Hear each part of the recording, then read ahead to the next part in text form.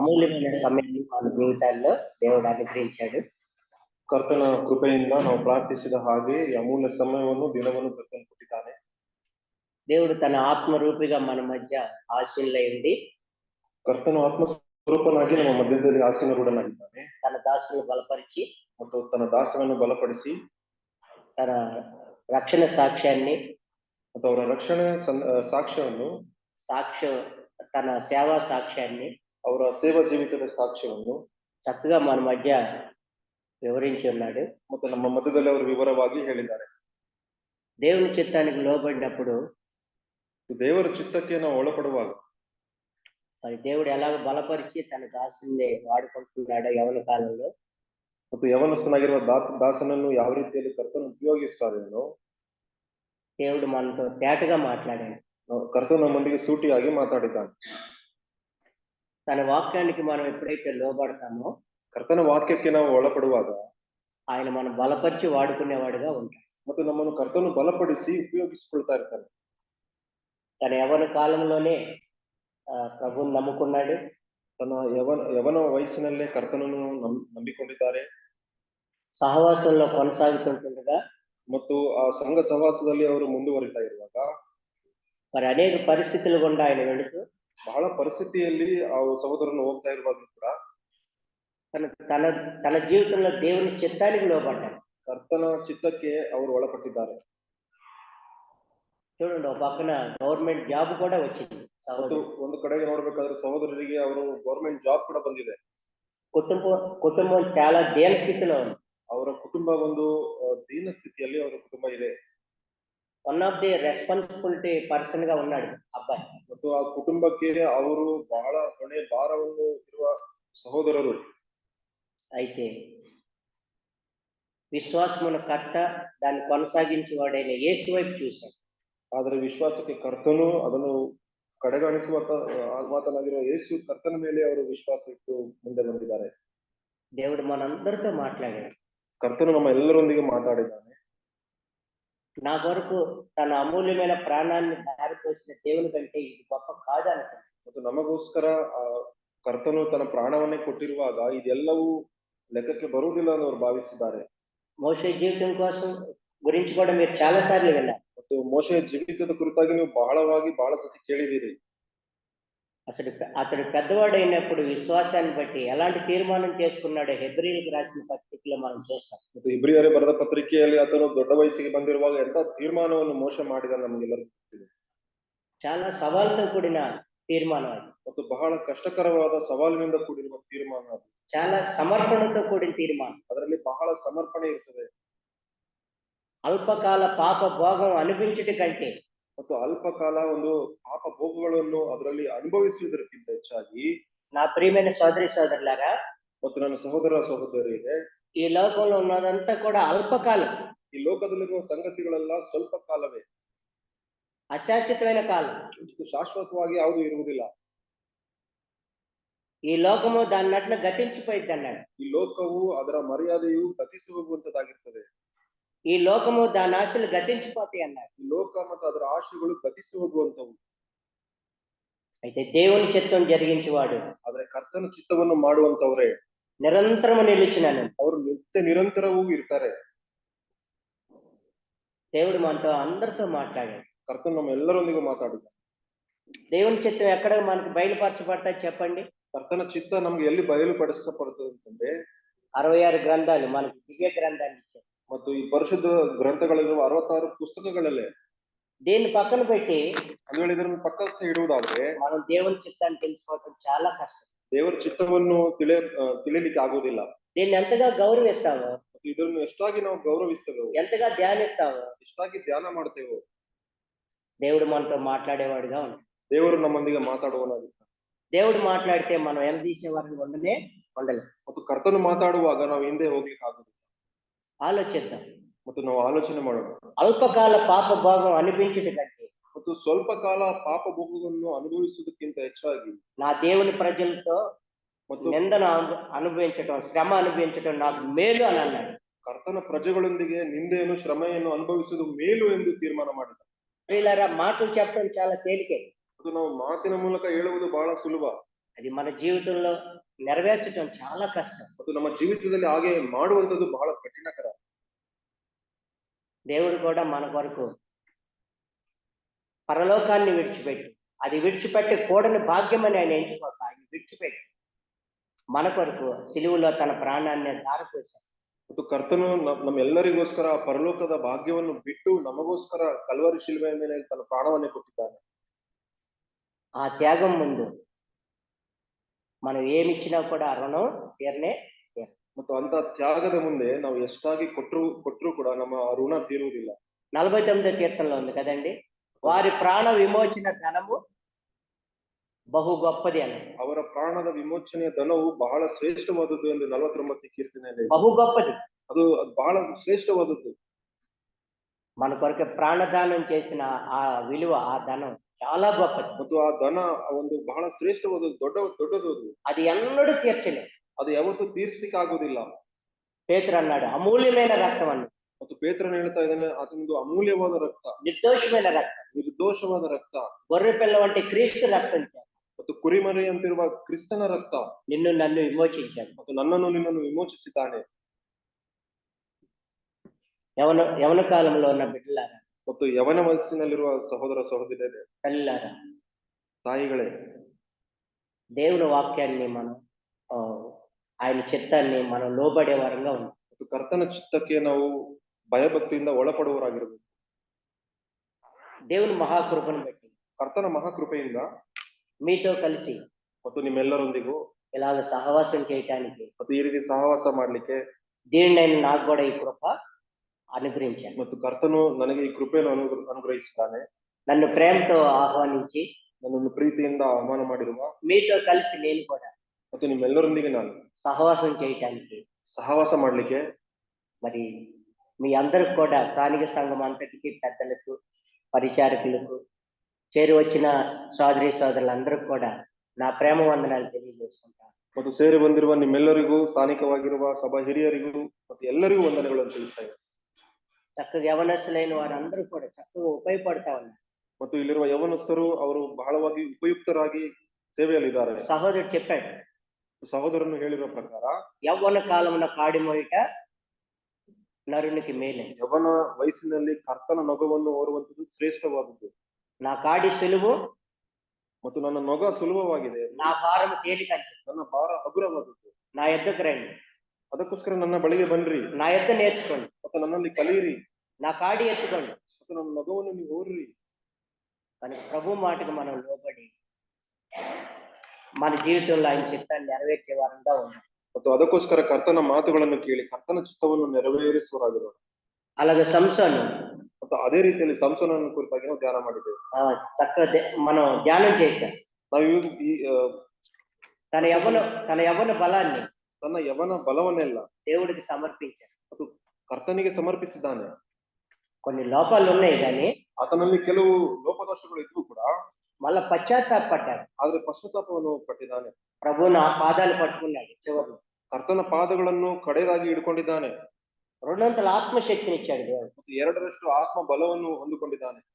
ఆయన ఆత్మ బలంతో బతికున్న కాలంలో కంటే చనిపోయిన తర్వాత మరి ఎక్కువ మందిని చంపిన అది జయించినట్లుగా చూస్తున్నాం. ಮತ್ತು ಆತನು ಬದುಕಿರುವಾಗ ಎಷ್ಟು ಜನರನ್ನು ಸಂಹರಿಸಿದನು, ಅದಕ್ಕಿಂತ ಹೆಚ್ಚಾದ ಜನರನ್ನು ಆತನು ಕಡೆಯ ಅವಸ್ಥೆಯಲ್ಲಿ ಸಾಯುವಾಗ ಆತನು ಎಲ್ಲರನ್ನು ಸಂಹರಿಸಿದ್ದಾನೆ. ఒకవేళ మన లోపాలు ఉండొచ్చు కానీ, ಮತ್ತು ನಮ್ಮಲ್ಲಿ ಕೂಡ ಲೋಪಗಳು ಇರಬಹುದು. ఎందుకంటే లోకంలో జీవిస్తున్నాం. ಅದು ಯಾಕಂತಂದ್ರೆ ನಾವು ಲೋಕದಲ್ಲಿ ಇದ್ದೇವೆ, మన శరీరంలో ఉన్నాం. ಮತ್ತು ನಾವು ಶರೀರ ರೂಪವಾಗಿ ಇಲ್ಲಿದ್ದೇವೆ. ఈ శరీరం ఇంకా విమోచింపబడి, ಈ ಶರೀರವು ಇನ್ನೂ ವಿಮೋಚಿಸಲ್ಪಟ್ಟಿಲ್ಲ. మన ఆత్మ విమోచించబడి, ನಮ್ಮ ಆತ್ಮವು ವಿಮೋಚಿಸಲ್ಪಟ್ಟಿದೆ. లోకం ఉంది, ಆದ್ರೆ ಲೋಕ ಕೂಡ ಇದೆ, సాతానుడు ఉన్నాడు. ಸೈತಾನನ್ ಕೂಡ ಇದ್ದಾನೆ.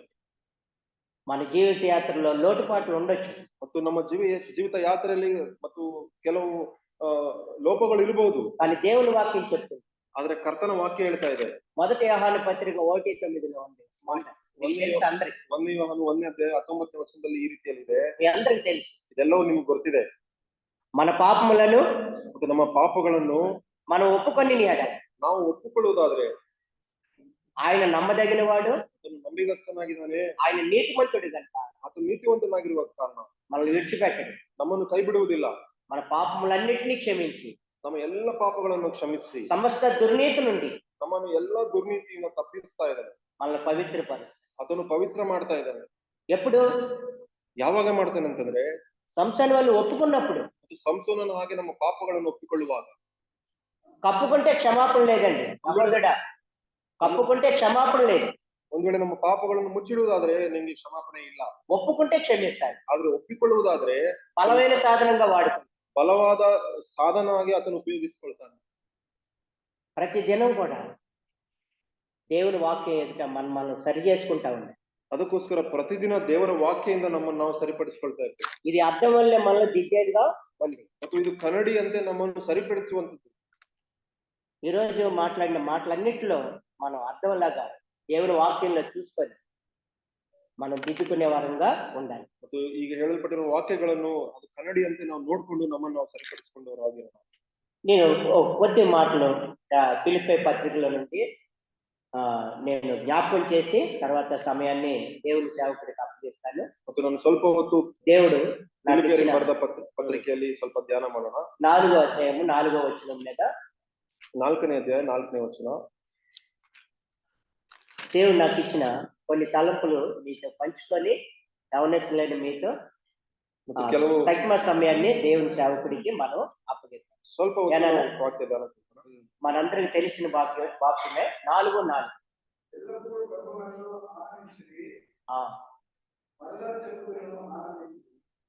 ಯಾವಾಗಲೂ ಕರ್ತನಲ್ಲಿ ಸಂತೋಷಿಸಿರಿ, ಸಂತೋಷ ಪಡಿರಿ ಎಂದು ತಿರುಗಿ ಹೇಳುತ್ತೇನೆ. మనం ఇప్పుడే భోజనం చేశాం కదా, ನಾವೆಲ್ಲರೂ ಊಟ ಮಾಡಿ ಬಂದಿದ್ದೀವಿ, కొంచెం ఇదిగా ఉంటుంది కదా.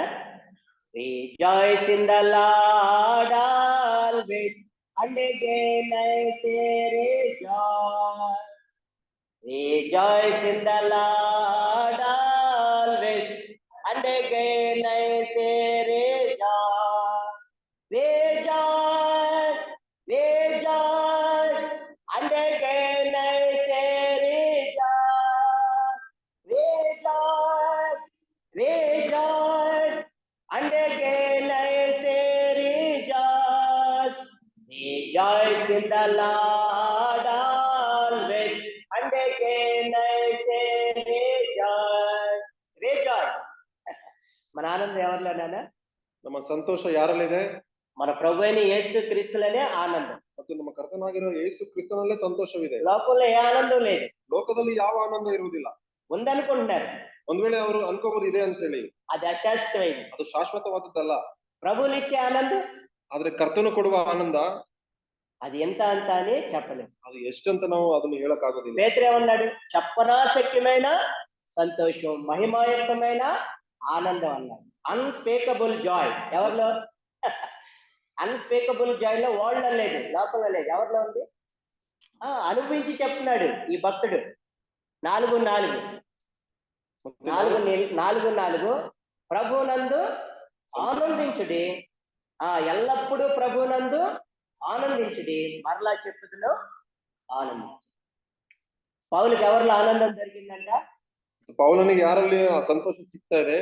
గొప్ప పండితుడైన వేదాంత జ్ఞాని, ಆತನು ಜ್ಞಾನಿ ಆಗಿದ್ದಾನೆ ಪೌಲನು. కానీ ಆನಂದ ఎవరిలో ఉందని కనుక్కున్నాడు ఆయన. ಆತನು ಯಾರಲ್ಲಿ ಆನಂದ ಇದೆ, ಸಂತೋಷ ಇದೆ ಅಂತ ಕಂಡುಕೊಂಡಿದ್ದಾನಂದ್ರೆ ప్రభులోనే మనకి నిత్యానందం, నిత్య మహిమ ఉంది. ಯೇಸು ಕ್ರಿಸ್ತನಲ್ಲಿ ನಿತ್ಯ ಆನಂದ, ನಿತ್ಯ ಮಹಿಮೆ ಇದೆ. మొట్టమొదటిగా ఆయన ప్రభులో లేనప్పుడు ఎలాగున్నాడో చూడండి. తిమోతి పత్రిక. ಮತ್ತು ಪೌಲನು ಕರ್ತನಲ್ಲಿ ಬರೋದಕ್ಕಿಂತ ಮುಂಚಿತವಾಗಿ ಯಾವ ರೀತಿ ಇದ್ದಾನಂತಂದ್ರೆ, మొదటి పత్రిక తిమోతి 1:12 ప్రభులో లేనప్పుడు ఎలాగున్నాడు? 1ನೇ తిమోతి 1ನೇ అధ్యాయ 12. పూర్వము ఎలాగున్నాడంట? దేవుని నమ్మకం ఉంది. పూర్వము దోషకుడును, హింసకుడును, హానికరును. ఇంకా అన్ని చెప్పట్లేదు, డైరెక్ట్ గా చెప్తున్నాడు. ఎలాగున్నాడంటే పూర్వం ప్రభు నమ్మకం ಮೊದಲು ಯಾವ ರೀತಿ ಇದ್ದಾನೆ? ದೂಷಕನು, ಹಿಂಸಕನು, ಬಲಾತ್ಕಾರಿಯೂ ಆಗಿದ್ದಾನೆ. హానికరుడైన నన్ను తన పరిచర్యకు నియమించి నమ్మకమైన వాడిగా ఎంచినందుకు నన్ను బలపరిచిన మన ప్రభు అయిన క్రీస్తు యేసునకు కృతజ్ఞుడై ఉన్నాను. తెలియక అవిశ్వాసం వల్ల చేసి తిని గాని కనికరింపబడి తిని అంట. ನಾನು ಅವಿಶ್ವಾಸಿಯಾಗಿ ತಿಳಿಯದೆ ಹಾಗೆ ಮಾಡಿದ್ದರಿಂದ ನನ್ನ ಮೇಲೆ ಕರುಣೆ ಉಂಟಾಯಿತು. ఇతను కూడా తెలియక అవిశ్వాసం వల్ల నేను చేశాను, అప్పుడు విశ్వాసం ఉంచలేదు. ಆತನು ತಿಳಿಯದೆ ಈ ಕಾರ್ಯವನ್ನು ಮಾಡಿದ್ದಾನೆ ಎಂದು ಹೇಳ್ತಾ ಇದ್ದಾನೆ. నేను పూర్వం తెలియక అవిశ్వాసం వల్ల అలాంటి కార్యాలు చేశాను. ನಾನು ತಿಳಿಯದೆ ಅವಿಶ್ವಾಸದಿಂದ ಈ ಕಾರ್ಯಗಳನ್ನು ಮಾಡಿದ್ದಾನೆ ಎಂದು ಪೌಲ ಒಪ್ಪಿಕೊಳ್ತಾ ಇದ್ದಾನೆ. ఇప్పుడు దేవుడు నన్ను ఏం చేశాడు? ಆದ್ರೆ ಇವಾಗ ಕರ್ತನು ನನಗೆ ಏನ್ ಮಾಡಿದಾನಂದ್ರೆ ఆయన నన్ను కనికరించాడు, ಆತನನ್ನು ಕನಿಕರಿಸಿದ್ದಾನೆ, నన్ను దర్శించాడు, ಆತನನ್ನು ದರ್ಶಿಸಿದ್ದಾನೆ, నన్ను రక్షించాడు. ಆತನು ರಕ್ಷಣೆಯನ್ನು ನನ್ನ ಕರ್ಕೊಂಡು ಬಂದಿದ್ದಾನೆ. ఇక కింద అంటాడు చూడండి, ಕೆಳಗಡೆ ಹೇಳ್ತಾ ಇದ್ದಾನೆ, మరియు మన ప్రభు యొక్క కృపయు క్రీస్తు యేసు నందున్న విశ్వాసమును ప్రేమయు అత్యధికంగా విస్తరించెను. పాపులను రక్షించుటకు క్రీస్తు యేసు లోకమునకు వచ్చెను అను వాక్యము నమ్మదగినది, పూర్ణ అంగీకారమునకు యోగ్యమునై ఉన్నది. అట్టి వారిలో నేను ప్రధానుడను అన్నాడు. పాపుల్లో నేను ప్రధానుడను. ಆ ಪಾಪಿಗಳಲ್ಲಿ ನಾನೇ ಮುಖ್ಯನು ಎಂದು ಹೇಳುತ್ತಾರೆ.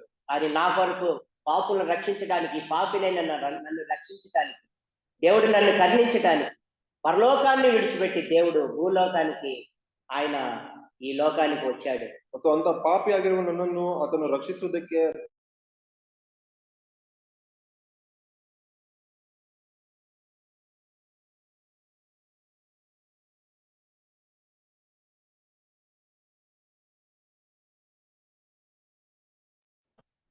ఉన్నాను, దోషకుడిగా ఉన్నాను, దేవుడు దూరస్తుడిగా ఉన్నాను. ಕರ್ತನಿಗೆ ದೂರಸ್ಥನಾಗಿದ್ದೇನೆ. దేవుడు నన్ను కనికరించాడు. ಆದ್ರೆ ಕರ್ತನನ್ನು ಕನಿಕರಿಸಿದ್ದಾನೆ. ఆ రక్షకుడు నా కోసమే వచ్చాడు, ರಕ್ಷಕ ನನಗೋಸ್ಕರ ಬಂದಿದ್ದಾನೆ, నా కోసమే ప్రాణం పెట్టాడు, ನನಗೋಸ್ಕರ ಪ್ರಾಣವನ್ನೇ ಅರ್ಪಿಸಿದ್ದಾನೆ. ఈ ప్రధాని పాప కొరకు ఆయన చనిపోయాడు. ಮತ್ತು ಮುಖ್ಯ ಪಾಪಿಯಾಗಿರುವ ನನಗೋಸ್ಕರ ಸತ್ತಿದ್ದಾನೆ. నాకు నిత్య జీవాన్ని ఇచ్చాడు. ಆತನು ನಿತ್ಯ ಜೀವನವನ್ನು ಒದಗಿಸಿಕೊಟ್ಟಿದ್ದಾನೆ. ఆ ఆనందం వీళ్ళలో ఉందని, ಆ ಒಂದು ಸಂತೋಷ ಆತನಲ್ಲಿ. ఎప్పుడైతే దేవుణ్ణి నమ్ముకున్నాడో ఆయన హృదయంలోకి ఏమొచ్చిందంట? ಯಾವಾಗ ಕರ್ತನ ಮೇಲೆ ವಿಶ್ವಾಸ ಇಟ್ಟಿದ್ದಾನೋ ಆತನ ಹೃದಯದಲ್ಲಿ ಸಂತೋಷ ಬರುವುದನ್ನು ನೋಡು. ప్రభు నందు నిత్య సంతోషం ఆయనకి. ಕರ್ತನಲ್ಲಿ ನಿತ್ಯ ಸಂತೋಷ ಪೌಲನಿಗೆ ಸಿಕ್ಕಿತು. ఎప్పుడు ఒప్పుకున్నప్పుడు దొరికిందా, కప్పుకున్నప్పుడు దొరికింది? ಯಾವಾಗ ಸಿಕ್ಕಿತು? ಅದು ಮುಚ್ಚಿಡುವಾಗ ಸಿಕ್ಕಿತಾ, ಒಪ್ಪುಕೊಳ್ಳುವಾಗ ಸಿಕ್ಕಿತಾ? ఎప్పుడైతే తన స్థితిని దేవుడి దగ్గర ఒప్పుకున్నాడు, ప్రభువా అని ఒప్పుకున్నాడు, పాపిని ఆయన ఒప్పుకున్నాడు, ఆయన పాపములన్నీ కూడా దేవుడు క్షమించాడని చెప్తాడు. ಮತ್ತು ಯಾವಾಗ ಪೌಲನು ತನ್ನ ಪಾಪಗಳನ್ನು ಒಪ್ಪಿಕೊಳ್ಳುವಾಗ ಕರ್ತನು ಎಲ್ಲವನ್ನು ಕ್ಷಮಿಸಿದ್ದಾನೆ. ఇప్పుడు ప్రభువులో ఉన్నాడు, ಆತನು ಇವಾಗ ಕರ್ತನಲ್ಲಿ ಇದ್ದಾನೆ, ప్రభువులో ఆనందిస్తున్నాడు. ಕರ್ತನಲ್ಲಿ ಸಂತೋಷ ಪಡ್ತಾ ಇದ್ದಾನೆ. అంత మాత్రమే కాదు, ಅದು ಮಾತ್ರ ಅಲ್ಲದೆ తన అనుభవంతో ఇతరులకు సాక్ష్యాన్ని కూడా చెప్తాడు. ಮತ್ತು ತನ್ನ ಅನುಭವದ ಮೂಲಕ ಇತರರಿಗೆ ಸಾಕ್ಷಿ ఒకప్పుడు నేను ఎలాగున్నాను, ಪೂರ್ವದಲ್ಲಿ ನಾನು ಈ ರೀತಿಯಲ್ಲಿದ್ದೆ, ఇప్పుడు నన్ను కనికరించాడు దేవుడు, ಆದ್ರೆ ಕರ್ತನು ಇವಾಗ ನನ್ನ ಕನಿಕರಿಸಿದ್ದಾನೆ. నాకు గొప్ప శాంతిని, నాకు సమాధానాన్ని దేవుడు నాకు ఇచ్చాడు.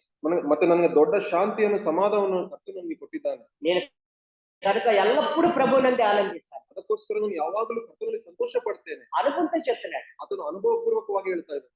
నేను ఎల్లప్పుడూ ప్రభువునందే ఆనందిస్తాను. ಮತ್ತೆ ನಾನು ಯಾವಾಗಲೂ ಕರ್ತನಲ್ಲೇ ಸಂತೋಷ. ఇంకా నాకు లోకం అక్కర్లేదు, ನನಗೆ ಲೋಕವು ಬೇಕಾಗಿಲ್ಲ, లోకంలోనే నాకు అక్కర్లేదు. ಲೋಕದಲ್ಲಿರುವ ಸಂಗತಿಗಳು ಬೇಕಾಗಿಲ್ಲ. లోకంలో ఉన్నదంతా కూడా శరీరాశ, ಮತ್ತು ಲೋಕದಲ್ಲಿರುವ ಎಲ್ಲವೂ ಶರೀರಾಶೆ, నేత్రాశ, ಅದು ನೇತ್ರಾಶೆ, చేపు డంబం, ಜೀವದ ಡಂಬ, లేని వాటిని కూడా చెప్పుకుంటారు.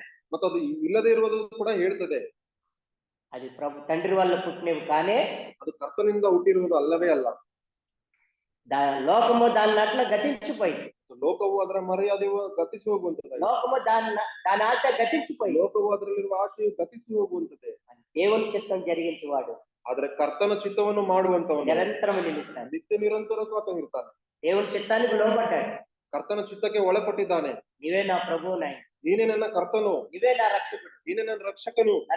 నన్ను రక్షించడానికే, పాపినైన నన్ను రక్షించడానికే పరలోకాన్ని విడిచిపెట్టావు. ಮತ್ತು ಪಾಪಿಯಾಗಿರುವ ನನ್ನನ್ನು ರಕ್ಷಿಸಲಿಕ್ಕೆ ಪರಲೋಕವನ್ನು ಬಿಟ್ಟಿದ್ದಿ. నా కొరకు చనిపోయావు, ನನಗೋಸ್ಕರ ನೀನು ಸತ್ತು ಹೋದಿ, మృతిని జయించి తిరిగి లేచావు. ನೀನು ಮೃತ್ಯುಂಜಯನಾಗಿ ನೀನು ಎದ್ದಿದ್ದಿ, నాకు నిత్య జీవాన్ని ఇచ్చావు. ಮತ್ತು ನನಗೆ ನಿತ್ಯ ಜೀವನ ಒದಗಿಸಿಕೊಟ್ಟಿದ್ದಿ. నమ్ముకున్నాను. ಆತನು ನಂಬಿಕೆ ಇಟ್ಟಿದ್ದಾನೆ. ఈ అనుభవం నీకు ఉందా? ಮತ್ತು ಇಂಥ ಅನುಭವ ನಮಗಿದೆನಾ? నీ హృదయాన్ని పలాను రోజు నేను నా హృదయాన్ని నా ప్రభువుకి ఇచ్చానని అనుభవం నీకుందా? ಮತ್ತು ಇಂಥ ಒಂದು ದಿನದಲ್ಲಿ ನಾನು ಕರ್ತನಿಗೆ ನನ್ನ ಹೃದಯವನ್ನು ಅರ್ಪಿಸಿದ್ದೇನೆ. పలాను రోజు పుట్టావని తల్లిదండ్రులు చెప్తే నువ్వు విన్నావు, రాసుకున్నావు. ಮತ್ತು ಇಂಥ ದಿನ ನೀನು ಹುಟ್ಟಿದಿ ಅಂತ ನಾವು ತಂದೆ ತಾಯಿಗಳು ಹೇಳುವಾಗ ಅದು ಜ್ಞಾಪಕದಲ್ಲಿ ಇಟ್ಕೊಳ್ತೇವೆ. అంటే నీ పుట్టిన తేదీ తెలుసు, ನೀನು ಹುಟ್ಟಿರುವ ದಿನಾಂಕ ನಿನಗೆ ಗೊತ್ತಿದೆ. యేసు క్రీస్తులో పుట్టిన తేదీ నీకు తెలుసా? ಆದ್ರೆ ಯೇಸು ಕ್ರಿಸ್ತನಲ್ಲಿ ಹುಟ್ಟಿರುವ ದಿನಾಂಕ ನಿನಗೆ ನೆನಪಿದೆನಾ? సహోదరుడు చెప్పాడు ఇందాక, ಮತ್ತು ಸಹೋದರರು ಇವಾಗ ಹೇಳಿದ್ದಾರೆ. లాజరు ధనవంతుడి గురించి వింటారు. ಮತ್ತು ಲಾಜರು ಮತ್ತು ಧನವಂತನ ಕುರಿತಾಗಿ ನಾನು ವಾಕ್ಯ ಕೇಳುವಾಗ తన హృదయాన్ని దేవుడు కదిలించాడు. ಅವರ ಹೃದಯವನ್ನು ಕರ್ತನು ಕದಲಿಸಿದ್ದಾನೆ. ఈ రోజు నేను చనిపోతే ప్రభువుని నమ్ముకోకంట. ಒಂದ್ ವೇಳೆ ಇದನ್ನ ನಾನು ಕರ್ತನ ನಂಬಿಕೊಳ್ಳದೆ ಸತ್ತು ಹೋದ್ರೆ నేను కూడా ధనవంతుడిలాగా ఆ ధనవంతుడు వెళ్ళిన చోటుకే వెళ్ళాలి కదా. ಆ ಧನವಂತನು ಹೋಗಿರುವ ಆ ಪಾತಾಳಕ್ಕೆ ನಾನು ಕೂಡ ಹೋಗ್ಬೇಕು. అక్కడ అగ్ని ఆరదు, పురుగు చావదు. ಅಲ್ಲಿ ಅಗ್ನಿ ಆರುವುದಿಲ್ಲ, ಹುಳ ಸಾಯುವುದಿಲ್ಲ. అంటే అగ్ని ఆరదు, ಅಲ್ಲಿರುವ ಒಂದು ಬೆಂಕಿ ಆರುವುದಿಲ್ಲ, పురుగు చావదంటే ಆ ಹುಳ ಸಾಯುವುದೇ ಇಲ್ಲ. ఈ దేహం చనిపోదు, ప్రాణం ఈ ప్రాణం పోదు. ఆ బాధలోనే ఇంకా యుగాయుగంలో ఉంటారు. ಮತ್ತು ಯುಗ ಯುಗಕ್ಕೂ ಆ ಒಂದು ಬಾಧೆಯನ್ನು ಶರೀರ ಅನುಭವಿಸ್ತಾನೆ ಇರ್ತದೆ. దానికి అంతం లేనే లేదు. ಅದಕ್ಕೆ ಅಂತ್ಯವೇ ಇಲ್ಲ. కానీ ఈ లోకంలో ఒక పేద లాజరు, ಆದ್ರೆ ಈ ಲೋಕದಲ್ಲಿರುವ ಒಬ್ಬ ಬಡವನಾಗಿರುವ అసలు ಲಾಜರನು, దరిద్రుడని రాయబడింది తెలుగులో. ಆತನು ಬಹಳ ಬಡವನು, ನಿರ್ಗತಿಕನು. కానీ అతను ఎవరు నమ్ముకున్నాడు? ಆದ್ರೆ ಯಾರನ್ನು ನಂಬಿಕೊಂಡಿದ್ದಾನೆ? యేసుక్రీస్తు ప్రభుని సొంత రక్షకుడిగా నమ్ముకున్నాడు. ಯೇಸು ಕ್ರಿಸ್ತನನ್ನು ಸ್ವಂತ ರಕ್ಷಕನಾಗಿ ఈ ಅಂಗೀಕರಿಸಿದ್ದಾನೆ. లోకంలో ఏమి లేదు, ಈ ಲೋಕದಲ್ಲಿ ಏನೂ ಇಲ್ಲ. ఆయనకు పరిచయం చేయడానికి ఎవరు కూడా లేరు. ಆತನಿಗೆ ಸಹಾಯ ಮಾಡ್ಲಿಕ್ಕೆ ಯಾರೂ ಇಲ್ಲ. ఎంతో దీన స్థితిలో ఉన్నాడు. ಬಹಳ ದೀನ ಸ್ಥಿತಿಯಲ್ಲಿ ಆತನಿದ್ದಾನೆ. ఆ కురుపులు ఆ మందు వేయటానికి కూడా ఎవ్వరు లేరు. ಮತ್ತು ಆ ಹುಣ್ಣುಗಳಲ್ಲಿ ಔಷಧ ಹಾಕ್ಲಿಕ್ಕೆ ಕೂಡ ಯಾರೂ ಇಲ್ಲ. కుక్కలు వచ్చి నాకుతా ఉన్నాయి. ಮತ್ತು ನಾಯಿಗಳು ಬಂದು ರಕ್ತವನ್ನು ನೆಕ್ಕುತ್ತಾ ಇದ್ವು. ఆ దరిద్రుడి పేరు ఎక్కడ రాయబడిందండి? పరలోకంలో రాయబడింది. ಮತ್ತು ಆತನ ಹೆಸರು ಪರಲೋಕದಲ್ಲಿ ಬರೆಯಲ್ಪಟ್ಟಿದೆ. ఎందుకంటే ఈ లోకంలో ఏమి లేకపోయినా ఎవరిని కలిగి ఉన్నాడు? ಈ ಲೋಕದಲ್ಲಿ ಆತನಿಗೆ ಏನು ಇಲ್ಲದರೂ ಕೂಡ ಯಾರನ್ನು ಹೊಂದಿದ್ದಾನೆಂದ್ರೆ క్రీస్తు ప్రభుని సొంత రక్షకుడిగా. ಕ್ರಿಸ್ತನನ್ನು ಸ್ವಂತ ರಕ್ಷಕನಾಗಿ ಆತನು ಅನುಭವಿಸಿದ್ದಾನೆ. కానీ అన్ని కలిగి ఉన్నాడు ధనవంతుడు. ಆದ್ರೆ ಈ ಧನವಂತನ ನೋಡ್ಬೇಕಾದ್ರೆ ಎಲ್ಲವನ್ನು ಆತನು ಹೊಂದಿದ್ದಾನೆ. కానీ క్రీస్తు ప్రభుని కలిగి ಆದ್ರೆ ಕ್ರಿಸ್ತನು ಆತನ ಜೀವಿತದಲ್ಲಿ ಇಲ್ಲ. ఒకటి సర్వలోకాన్ని సంపాదించుకొని ಒಬ್ಬನು ಈ ಲೋಕವನ್ನೆಲ್ಲಾ ಸಂಪಾದಿಸಿಕೊಂಡು తన ప్రాణం పోగొట్టుకుంటే వానికి ఏం ప్రయోజనం అని? ತನ್ನ ಪ್ರಾಣವನ್ನು ಕಳೆದುಕೊಳ್ಳುವುದಾದ್ರೆ ಆತನಿಗೆ ಏನು ಪ್ರಯೋಜನ? సర్వలోకాన్ని సంపాదించుకొని ಈ ಲೋಕ ಎಲ್ಲವನ್ನು ಸರ್ವಸ್ವವನ್ನು ಸಂಪಾದಿಸಿಕೊಂಡು క్రీస్తు ప్రభు లేకుండా ఈ లోకాన్ని ఈ దేహాన్ని విడిస్తే ఎక్కడ ఉంటావు? ಒಂದ್ ವೇಳೆ ಕ್ರಿಸ್ತನು ಇಲ್ಲದೆ ಈ ಲೋಕವನ್ನು ಈ ದೇಹವನ್ನು ಬಿಟ್ಟು ಹೋಗುವಾಗ ಎಲ್ಲಿರ್ತೀಯ? పాతాళమే మన గతి. ಪಾತಾಳದಲ್ಲೇ ನಾವಿರ್ತೀವಿ. అది ఎరిగాడు సహోదరుడు. ಮತ್ತು ಅದನ್ನು ಈ ಸಹೋದರರು ತಿಳ್ಕೊಂಡಿದ್ದಾರೆ. ప్రభుని నమ్ముకున్నాడు, ಕರ್ತನನ್ನು ನಂಬಿಕೊಂಡಿದ್ದಾರೆ ప్రభు కొరకు అప్పగించుకున్నాడు. ಮತ್ತು ಕರ್ತನಿಗೆ ಒಪ್ಪಿಸಿಕೊಟ್ಟಿದ್ದಾರೆ. పౌలు ఎరిగాడు. ಪೌಲನು ಕೂಡ ಅದನ್ನು ತಿಳ್ಕೊಂಡಿದ್ದಾನೆ. పూర్వం నేను ఇలాగా చెడ్డగా జీవించాను, ಮತ್ತು ಹಳೆದಾಗಿ ನಾನು ದುಷ್ಕರ್ಮಿಯಾಗಿ ఏ మంచితనం నాలో లేదు, ನನ್ನಲ್ಲಿ ಯಾವ ಒಳ್ಳೆತನ ಇರ್ಲಿಲ್ಲ, హానికరుడిగా ఉన్నాను, ಹಾನಿಕರನಾಗಿ ನಾನು దోషకుడిగా ఉన్నాను, ದೋಷಕನಾಗಿ ನಾನಿದ್ದೇನೆ, హింసకుడిగా ఉన్నాను, ಹಿಂಸೆ ಮಾಡುವನಾಗಿದ್ದೇನೆ, దేవత దేవునికి వ్యతిరేకంగా ఉన్నాను. ದೇವನಿಗೆ ವ್ಯತಿರೇಕವಾದ ಕೆಲಸಗಳನ್ನು ನಾನು ಮಾಡಿದ್ದೇನೆ. దేవుడు దర్శించాడు. ಆದ್ರೂ ಕರ್ತನನ್ನು ದರ್ಶಿಸಿದ್ದಾನೆ. ప్రభువా అని చెప్పి ఆయన పాదాల ముందు పడ్డాడు. ಕರ್ತನೇ ಎಂದು ಆತನ ಪಾದಕ್ಕೆ ನಾನು ಬಿದ್ದಿದ್ದೇನೆ. గొప్ప శాంతి సంతోషం తన హృదయంలోనే అనుభవిస్తా ఉన్నాడు. ಮತ್ತು ದೊಡ್ಡ ಸಂತೋಷವನ್ನು ಸಮಾಧಾನವನ್ನು ಆತನ ಜೀವಿತದಲ್ಲಿ ಕಾಣ್ತಾರೆ. కనుక ఎల్లప్పుడూ ప్రభునందు ఆనందించుడి. ಅದಕ್ಕೆ ಹೇಳ್ತಾ ಇದ್ದಾನೆ, ಯಾವಾಗಲೂ ಕರ್ತನಲ್ಲಿ ಸಂತೋಷಿಸಿ. మరలా చెప్పుదును, ఆనందించుడి. ತಿರುಗಿ ನಿಮ್ಗೆ ಹೇಳ್ತಾ ಇದ್ದಾನೆ, ಸಂತೋಷ ಪಡಿರಿ. ఈ సమయంలో ఆయన ఎక్కడ ఉన్నాడు తెలుసా అసలు? ಮತ್ತು ಈ ಒಂದು ಮಾತುಗಳನ್ನು ಹೇಳುವಾಗ ನಿಜವಾಗಿ ಎಲ್ಲಿದ್ದಾನೆ ನೋಡ್ರಿ. 1:12 ఫిలిప్పీలు 1:12. ಅದೇ ಫಿಲಿಪ್ಪಿ 1:12. 13వ వచనంలో కూడా ఉంది. 13వ వచనం. ఎక్కడున్నాడు అంటే ఈ సమయంలో ಹೇಗೆಂದರೆ ఈ సాక్ష్యం చెప్పేటప్పుడు ఆయన ఎక్కడున్నాడు? ಹೇಗೆಂದರೆ ನನ್ನ ಬೇಡಿಗಳು ಕ್ರಿಸ್ತನ ನಿಮಿತ್ತವೇ. ఎక్కడున్నాడంటే అండి జైల్లో ఉన్నాడు. బంధకాలంటే ఏంటండి? ಬೇಡಿಗಳು ಅಂತಂದ್ರೆ ಏನಂದ್ರೆ జైల్లో ఉన్నాడు. ಆತನು ಸೆರೆಮನೆಯಲ್ಲಿ ಇದ್ದಾನೆ. ఈ సమయంలో ఎక్కడ ఉన్నాడంటే ఆయన జైల్లో ఉన్నాడు. ఈ పత్రిక రాసేటప్పుడు ಈ ಪತ್ರಿಕೆಯನ್ನು ಆತನು ಬರೆಯುವಾಗ ವಾಸ್ತವವಾಗಿ ಸೆರೆಮನೆಯಲ್ಲಿ ಪೌಲನಿದ್ದಾನೆ. ఎందుకు జైల్లో ఉన్నాడు అక్కడే చెప్తాడు 13వ వచనం. 13వ వచನ ಮುಂದೆ ನೋಡೋದಾದ್ರೆ ಹೇಳ್ತಾ ಇದ್ದಾರೆ, నా బంధకములు క్రీస్తు నిమిత్తమే ಮತ್ತು ನನ್ನ ಬೇಡಿಗಳು ಕ್ರಿಸ್ತನ ನಿಮಿತ್ತವೇ. సువార్త ప్రకటిస్తుంటుంటే ఆయన ఎక్కడ వేశారంట? ಸುವಾರ್ತೆಯನ್ನು ಸಾರುವಾಗ ಪೌಲನನ್ನು ಹಿಡ್ಕೊಂಡು ಎಲ್ಲ ಹಾಕಿದ್ದಾರೆ ಅಂದ್ರೆ జైల్లో. ಸೆರೆಮನೆಯಲ್ಲಿ ಹಾಕಿದ್ದಾರೆ. చూడండి ఎలాగా ఆయన్ని జైలు వేశారు. 16 అధ్యాయం ಅಪೊಸ್ತಲರ ಕೃತ್ಯಗಳು 16ನೇ ಅಧ್ಯಾಯದಲ್ಲಿ ಬರೆಯಲ್ಪಟ್ಟಿದೆ. 16ನೇ ಅಧ್ಯಾಯ 16.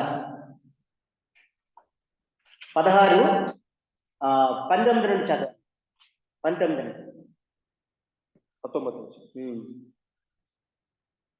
ఆమె యజమానులు తమ లాభ సాధనం పోయినని చూసి పౌలును శీలను పట్టుకొని గ్రామపు చావిడిలోనికి అధికారుల యొక్కకు ఈడ్చుకొని పోయి అంతటా న్యాయాధిపతుల యొక్కకు వారిని తీసుకొని వచ్చి, ఈ మనుషులు యూదులై ఉండి రోమీలమైన మనము అంగీకరించటకైన చేయటకైనను కూడని ఆచారములు ప్రచురించుతూ మన పట్టణమును గలిబిలి చేయుచున్నారు అని చెప్పి, అప్పుడు జనసమూహం వారి మీదకి దొమ్మిగా వచ్చి న్యాయాధిపతులను వారి వస్త్రములు లాగివేసి, చూసారండి, ఈడ్చుకొని పోయారంట, వస్త్రాలు లాగివేశారంట పౌలు శీలని. వారిని బెత్తములతో కొట్టవల్లని ఆజ్ఞాపించారు. అయితే 23 వచ్చిన వారు చాలా దెబ్బలు కొట్టారంట. దేనికోసం? సువార్త ప్రకటిస్తాం. సువార్తను హంచుదరం ಮೂಲಕ ఒక గొడ్డె చావుల్లోకి ఈడ్చుకొని వచ్చారు, వస్త్రాలు లాగివేశారు, తర్వాత చాలా దెబ్బలు వాళ్ళని కొట్టారు.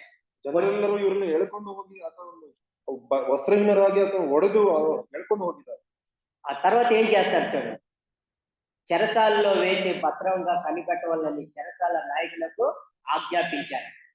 ಅವರನ್ನು ಸೆರೆಮನೆಗೆ ಹಾಕಿಸಿ ಸೆರೆಮನೆಯ ಯಜಮಾನನಿಗೆ ಖಂಡಿತವಾಗಿ ಹೇಳಿದರು. 24 అతడు అట్టి ఆజ్ఞని పొంది వారిని లోపలి చెరసాలలోకి త్రోసి వారి కాళ్ళకు బండలు వేసి బిగించారు. చూడండి ఎంత శ్రమ. ಎಷ್ಟು ಶ್ರಮವನ್ನು ಅನುಭವಿಸ್ತಾ ಇದ್ದಾನೆ ಪೌಲ. ప్రభు నమ్మకం ముందు ఈయన హానికరుడిగా, హింసకుడిగా, దోషకుడిగా జీవించాడు. ఇప్పుడు ప్రభుని నమ్ముకున్న తర్వాత ఎవరి కొరకు జీవిస్తున్నాడండి? ఇప్పుడు సహోదరుడు చెప్పింది అదే, ప్రభుని నమ్మిన తర్వాత మనం ఎవరి కొరకు జీవించాలి? ಮತ್ತು ನಾವು ಕರ್ತನನ್ನು ನಂಬಿದ ನಂತರ ಯಾರಿಗೋಸ್ಕರ ಜೀವಿಸಬೇಕು? ఇప్పుడు ప్రభు కొరకు జీవిస్తా ఉన్నాడు. ಮತ್ತು ಪೌಲನು ಕರ್ತನಿಗೋಸ್ಕರ ಜೀವಿಸ್ತಾ ಇದ್ದಾನೆ. ఇప్పుడు ఏమొచ్చినాయి ఈయనకి? ప్రభు కొరకు జీవిస్తుంటే ಮತ್ತೆ ಈ ರೀತಿ ಮಾಡುವಾಗ ఈతనికి ఏం ಬಂದಿದೆ? పక్క కూర్చోబెట్టి శాలువాలు కప్పి ఈయనకి ఏమైనా సన్మానాలు చేస్తున్నారా? ಮತ್ತೆ ఈతనికి ఏನಾದರೂ ಸನ್ಮಾನ ಬರ್ತಾ ಇದೆನಾ? ఈయనకు కూడా ఏం కలిగింది చెప్పండి? ఈతనికి కూడా ఏం ಬಂದಿದೆ? ఈతనికి ಶ್ರಮೆ ಬರೋದನ್ನು ನೋಡ್ತಾ ಇದ್ದಾನೆ. అప్పుడు తలంచుకొని ఉంటాడు. అతను అವಾಗ ಯೋಚಿಸಿರಬಹುದು, అవును, నేను కూడా ఇదివరకే క్రీస్తు ప్రభు సువార్త ప్రకటిస్తుంటే ఇలాగే నేను కూడా చేశాను కనుక ఈ శిక్ష నాకు తగినదే, నేను ఇంకా ఎక్కువ అనిపించాలి ఆ ప్రభు కొరకు అని తీర్మానం చేసుకున్నాడు. ఎంత త్యాగం చూడండి. ಮತ್ತು ಪೌಲನು ಈ ರೀತಿ అతను ಎಷ್ಟು ತ್ಯಾಗಪೂರ್ವಕವಾಗಿ ಹೇಳ್ತಾ ಇದ್ದಾನೆ ಅಂದ್ರೆ, ప్రభుని నమ్ముకోక ముందు ఆయన హానికరుడుగా, హింసకుడుగా, దోషకుడుగా అనేకుల్ని హింసించాడు.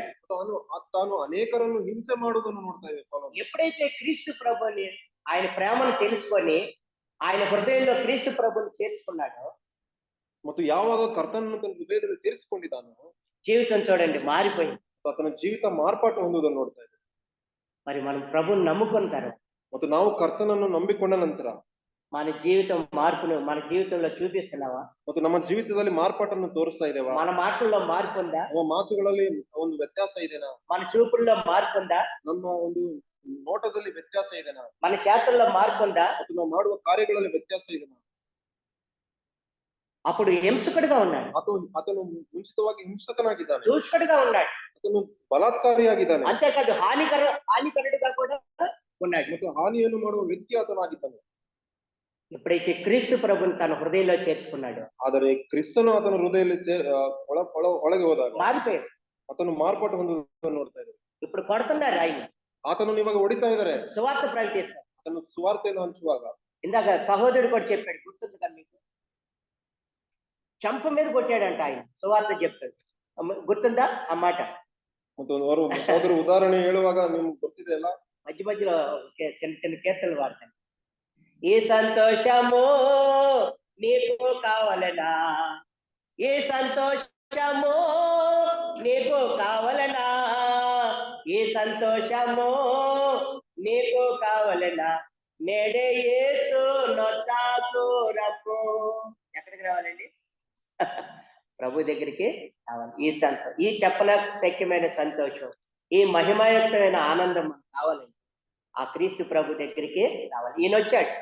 వచ్చిన తర్వాత ఒక పశువుని ఈడ్చుకెళ్ళినట్టు గొడ్డ చావుల్లో ఈడ్చుకెళ్ళాను, వస్త్రాలు లాగివేశాను. ಮತ್ತು ಈ ಪೌಲನು ಈ ಸಂತೋಷವನ್ನು ಆತನು ಅನುಭವಿಸ್ತಾ ಇರುವಾಗ ಆತನು ಎಳ್ಕೊಂಡು ಹೋಗಿ ಆತನ ವಸ್ತ್ರಹೀನನಾಗಿ ಆತನು ಹೊಡೆದಿದ್ದಾರೆ. ఆయన నోరు తెరవలేదు, ಆತನು ಬಾಯಿ ಬಿಟ್ಟು ಏನು ಹೇಳಲಿಲ್ಲ, బదులు పలకలేదు. ತಿರುಗಿ ಅವರಿಗೆ ಏನು ಹೇಳಲಿಲ್ಲ. ఇందాక సహోదరుడు అదే కదా చెప్పింది. ಮತ್ತು ಸಹೋದರ ಅದನ್ನೇ ಜ್ಞಾಪಕ ಮಾಡಿದರು. ఒక్క ఆత్మకైనా సువార్త చెప్పకంటే నాకు నిద్రపోనాను అనుకున్నాడు. ಒಬ್ಬ ವ್ಯಕ್ತಿಗೆ ಸುವಾರ್ತೆ ಹೇಳದೆ ಹೋದ್ರೆ ನಮ್ಗೆ ನಿದ್ದೆ ಬರುವುದಿಲ್ಲ. ఒక పక్కన జోరు వర్షం కురుస్తుందంట. ಮತ್ತು ವರ್ಷ ಮಳೆ ಬರ್ತಾ ಇದೆ ಅಲ್ಲಿ. దేవుని ఆత్మ ప్రేరేపిస్తా ఉన్నాడు. ಕರ್ತನ ಆತ್ಮ ಪ್ರೇರೇಪಿಸಿದೆ. మరి నిన్ను ప్రేరేపిస్తా ఉందా? ಮತ್ತು ನಮ್ಮನ್ನು ಪ್ರೇರೇಪಿಸ್ತಾ ಇದ್ದಾನ ಕರ್ತನ ಆತ್ಮ. ఎప్పుడు ప్రేరేపిస్తాడు?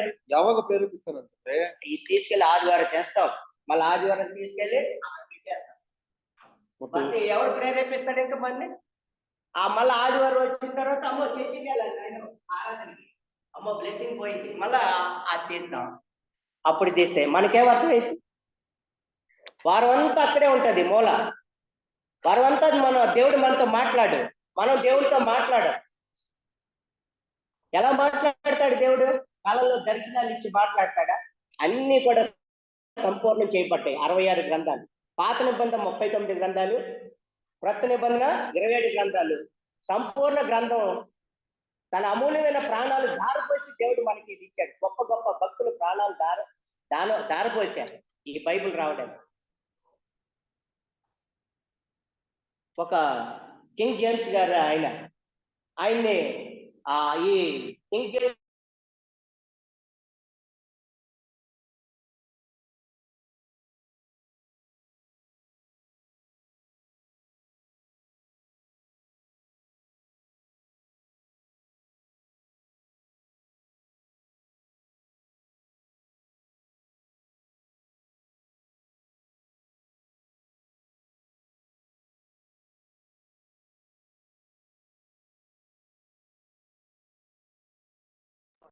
₹1000 ಇಡ್ಲಿಕ್ಕೆ ನಾವು ಒಂಥರ ಮನಸ್ಸು ಇದ್ ಮಾಡ್ಕೊಂತೇವೆ.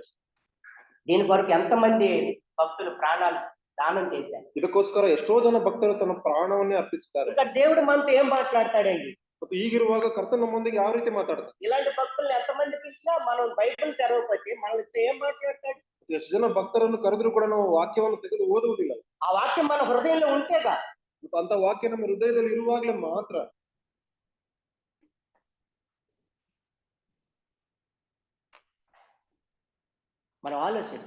ನಾವು ಆಲೋಚನೆ ಮಾಡೋಣ. మన ఆనందం మన సంతోషం ఎవరిలో ఉండాలి? ನಮ್ಮ ಸಂತೋಷ ನಮ್ಮ ಆನಂದ ಯಾರಲ್ಲಿ ಇರಬೇಕು? ఒక పక్కన శ్రమ వచ్చింది, ಒಂದು ಕಡೆ ಶ್ರಮೆ ಬಂದಿದೆ, ఇబ్బంది వచ్చింది, ಅತನಿಗೆ ತೊಂದರೆ ಬಂದಿದೆ, నిందలు వచ్చినాయి, ಅತನಿಗೆ ನಿಂದೆಗಳು ಬಂದಿದೆ, హింసించారు, ಬಹಳವಾಗಿ ಹಿಂಸಿಸಿದ್ದಾರೆ, వస్త్రాలు లాగు వేశారు, ಅತನ ವಸ್ತ್ರಗಳನ್ನು ತೆಗೆದು ಹಾಕಿದ್ದಾರೆ, చెరసాల్లో వేశారు, ಸೆರೆಮನೆಯಲ್ಲಿ ಹಾಕಿದ್ದಾರೆ. అంత మాత్రం వదలలేదు.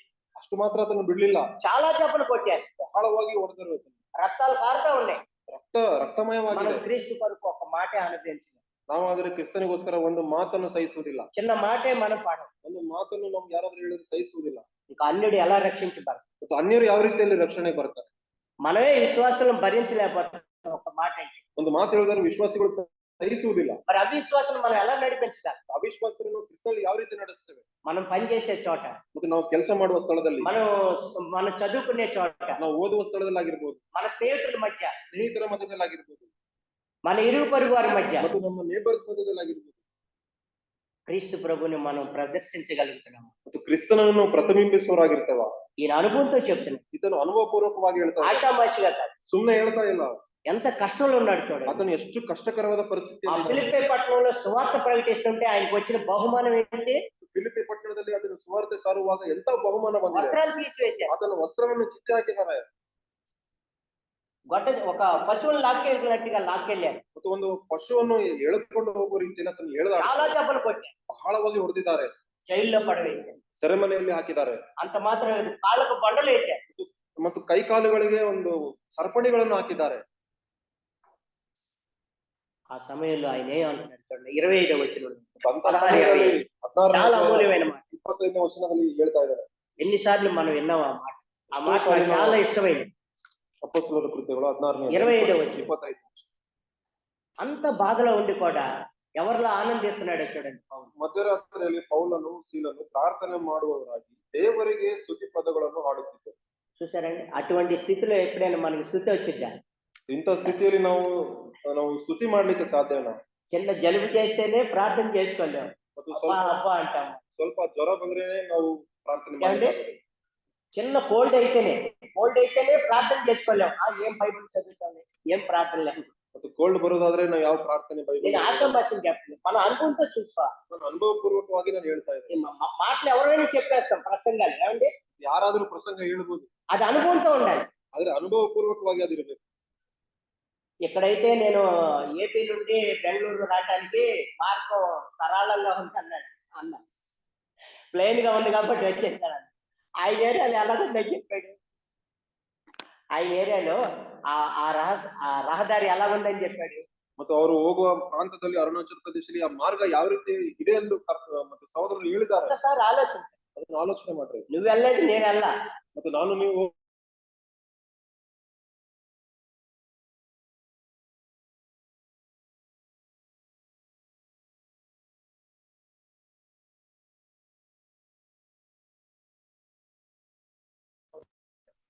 ఇప్పుడు మనం మీటింగ్ ఎంతో ప్రార్థన చేసి ఎంతో ఖర్చు పెట్టుకున్నాం. ಮತ್ತು ನಾವು ಎಷ್ಟೋ ಪ್ರಾರ್ಥನಾ ಪೂರ್ವಕವಾಗಿ ಖರ್ಚು ಮಾಡಿ ಇಟ್ಟಿರುವ ಮೀಟಿಂಗ್ దేవుడు మనతో మాట్లాడు. ಕರ್ತನು ನಮ್ಮೊಂದಿಗೆ ಮಾತಾಡ್ತಾ ಇದ್ದಾನೆ. ఆఫ్టర్ నేను కాదు, ನಾನು ಮಾತಾಡ್ತಾ ಇಲ್ಲ. నేను అసలు దేనికి పనికిరాను.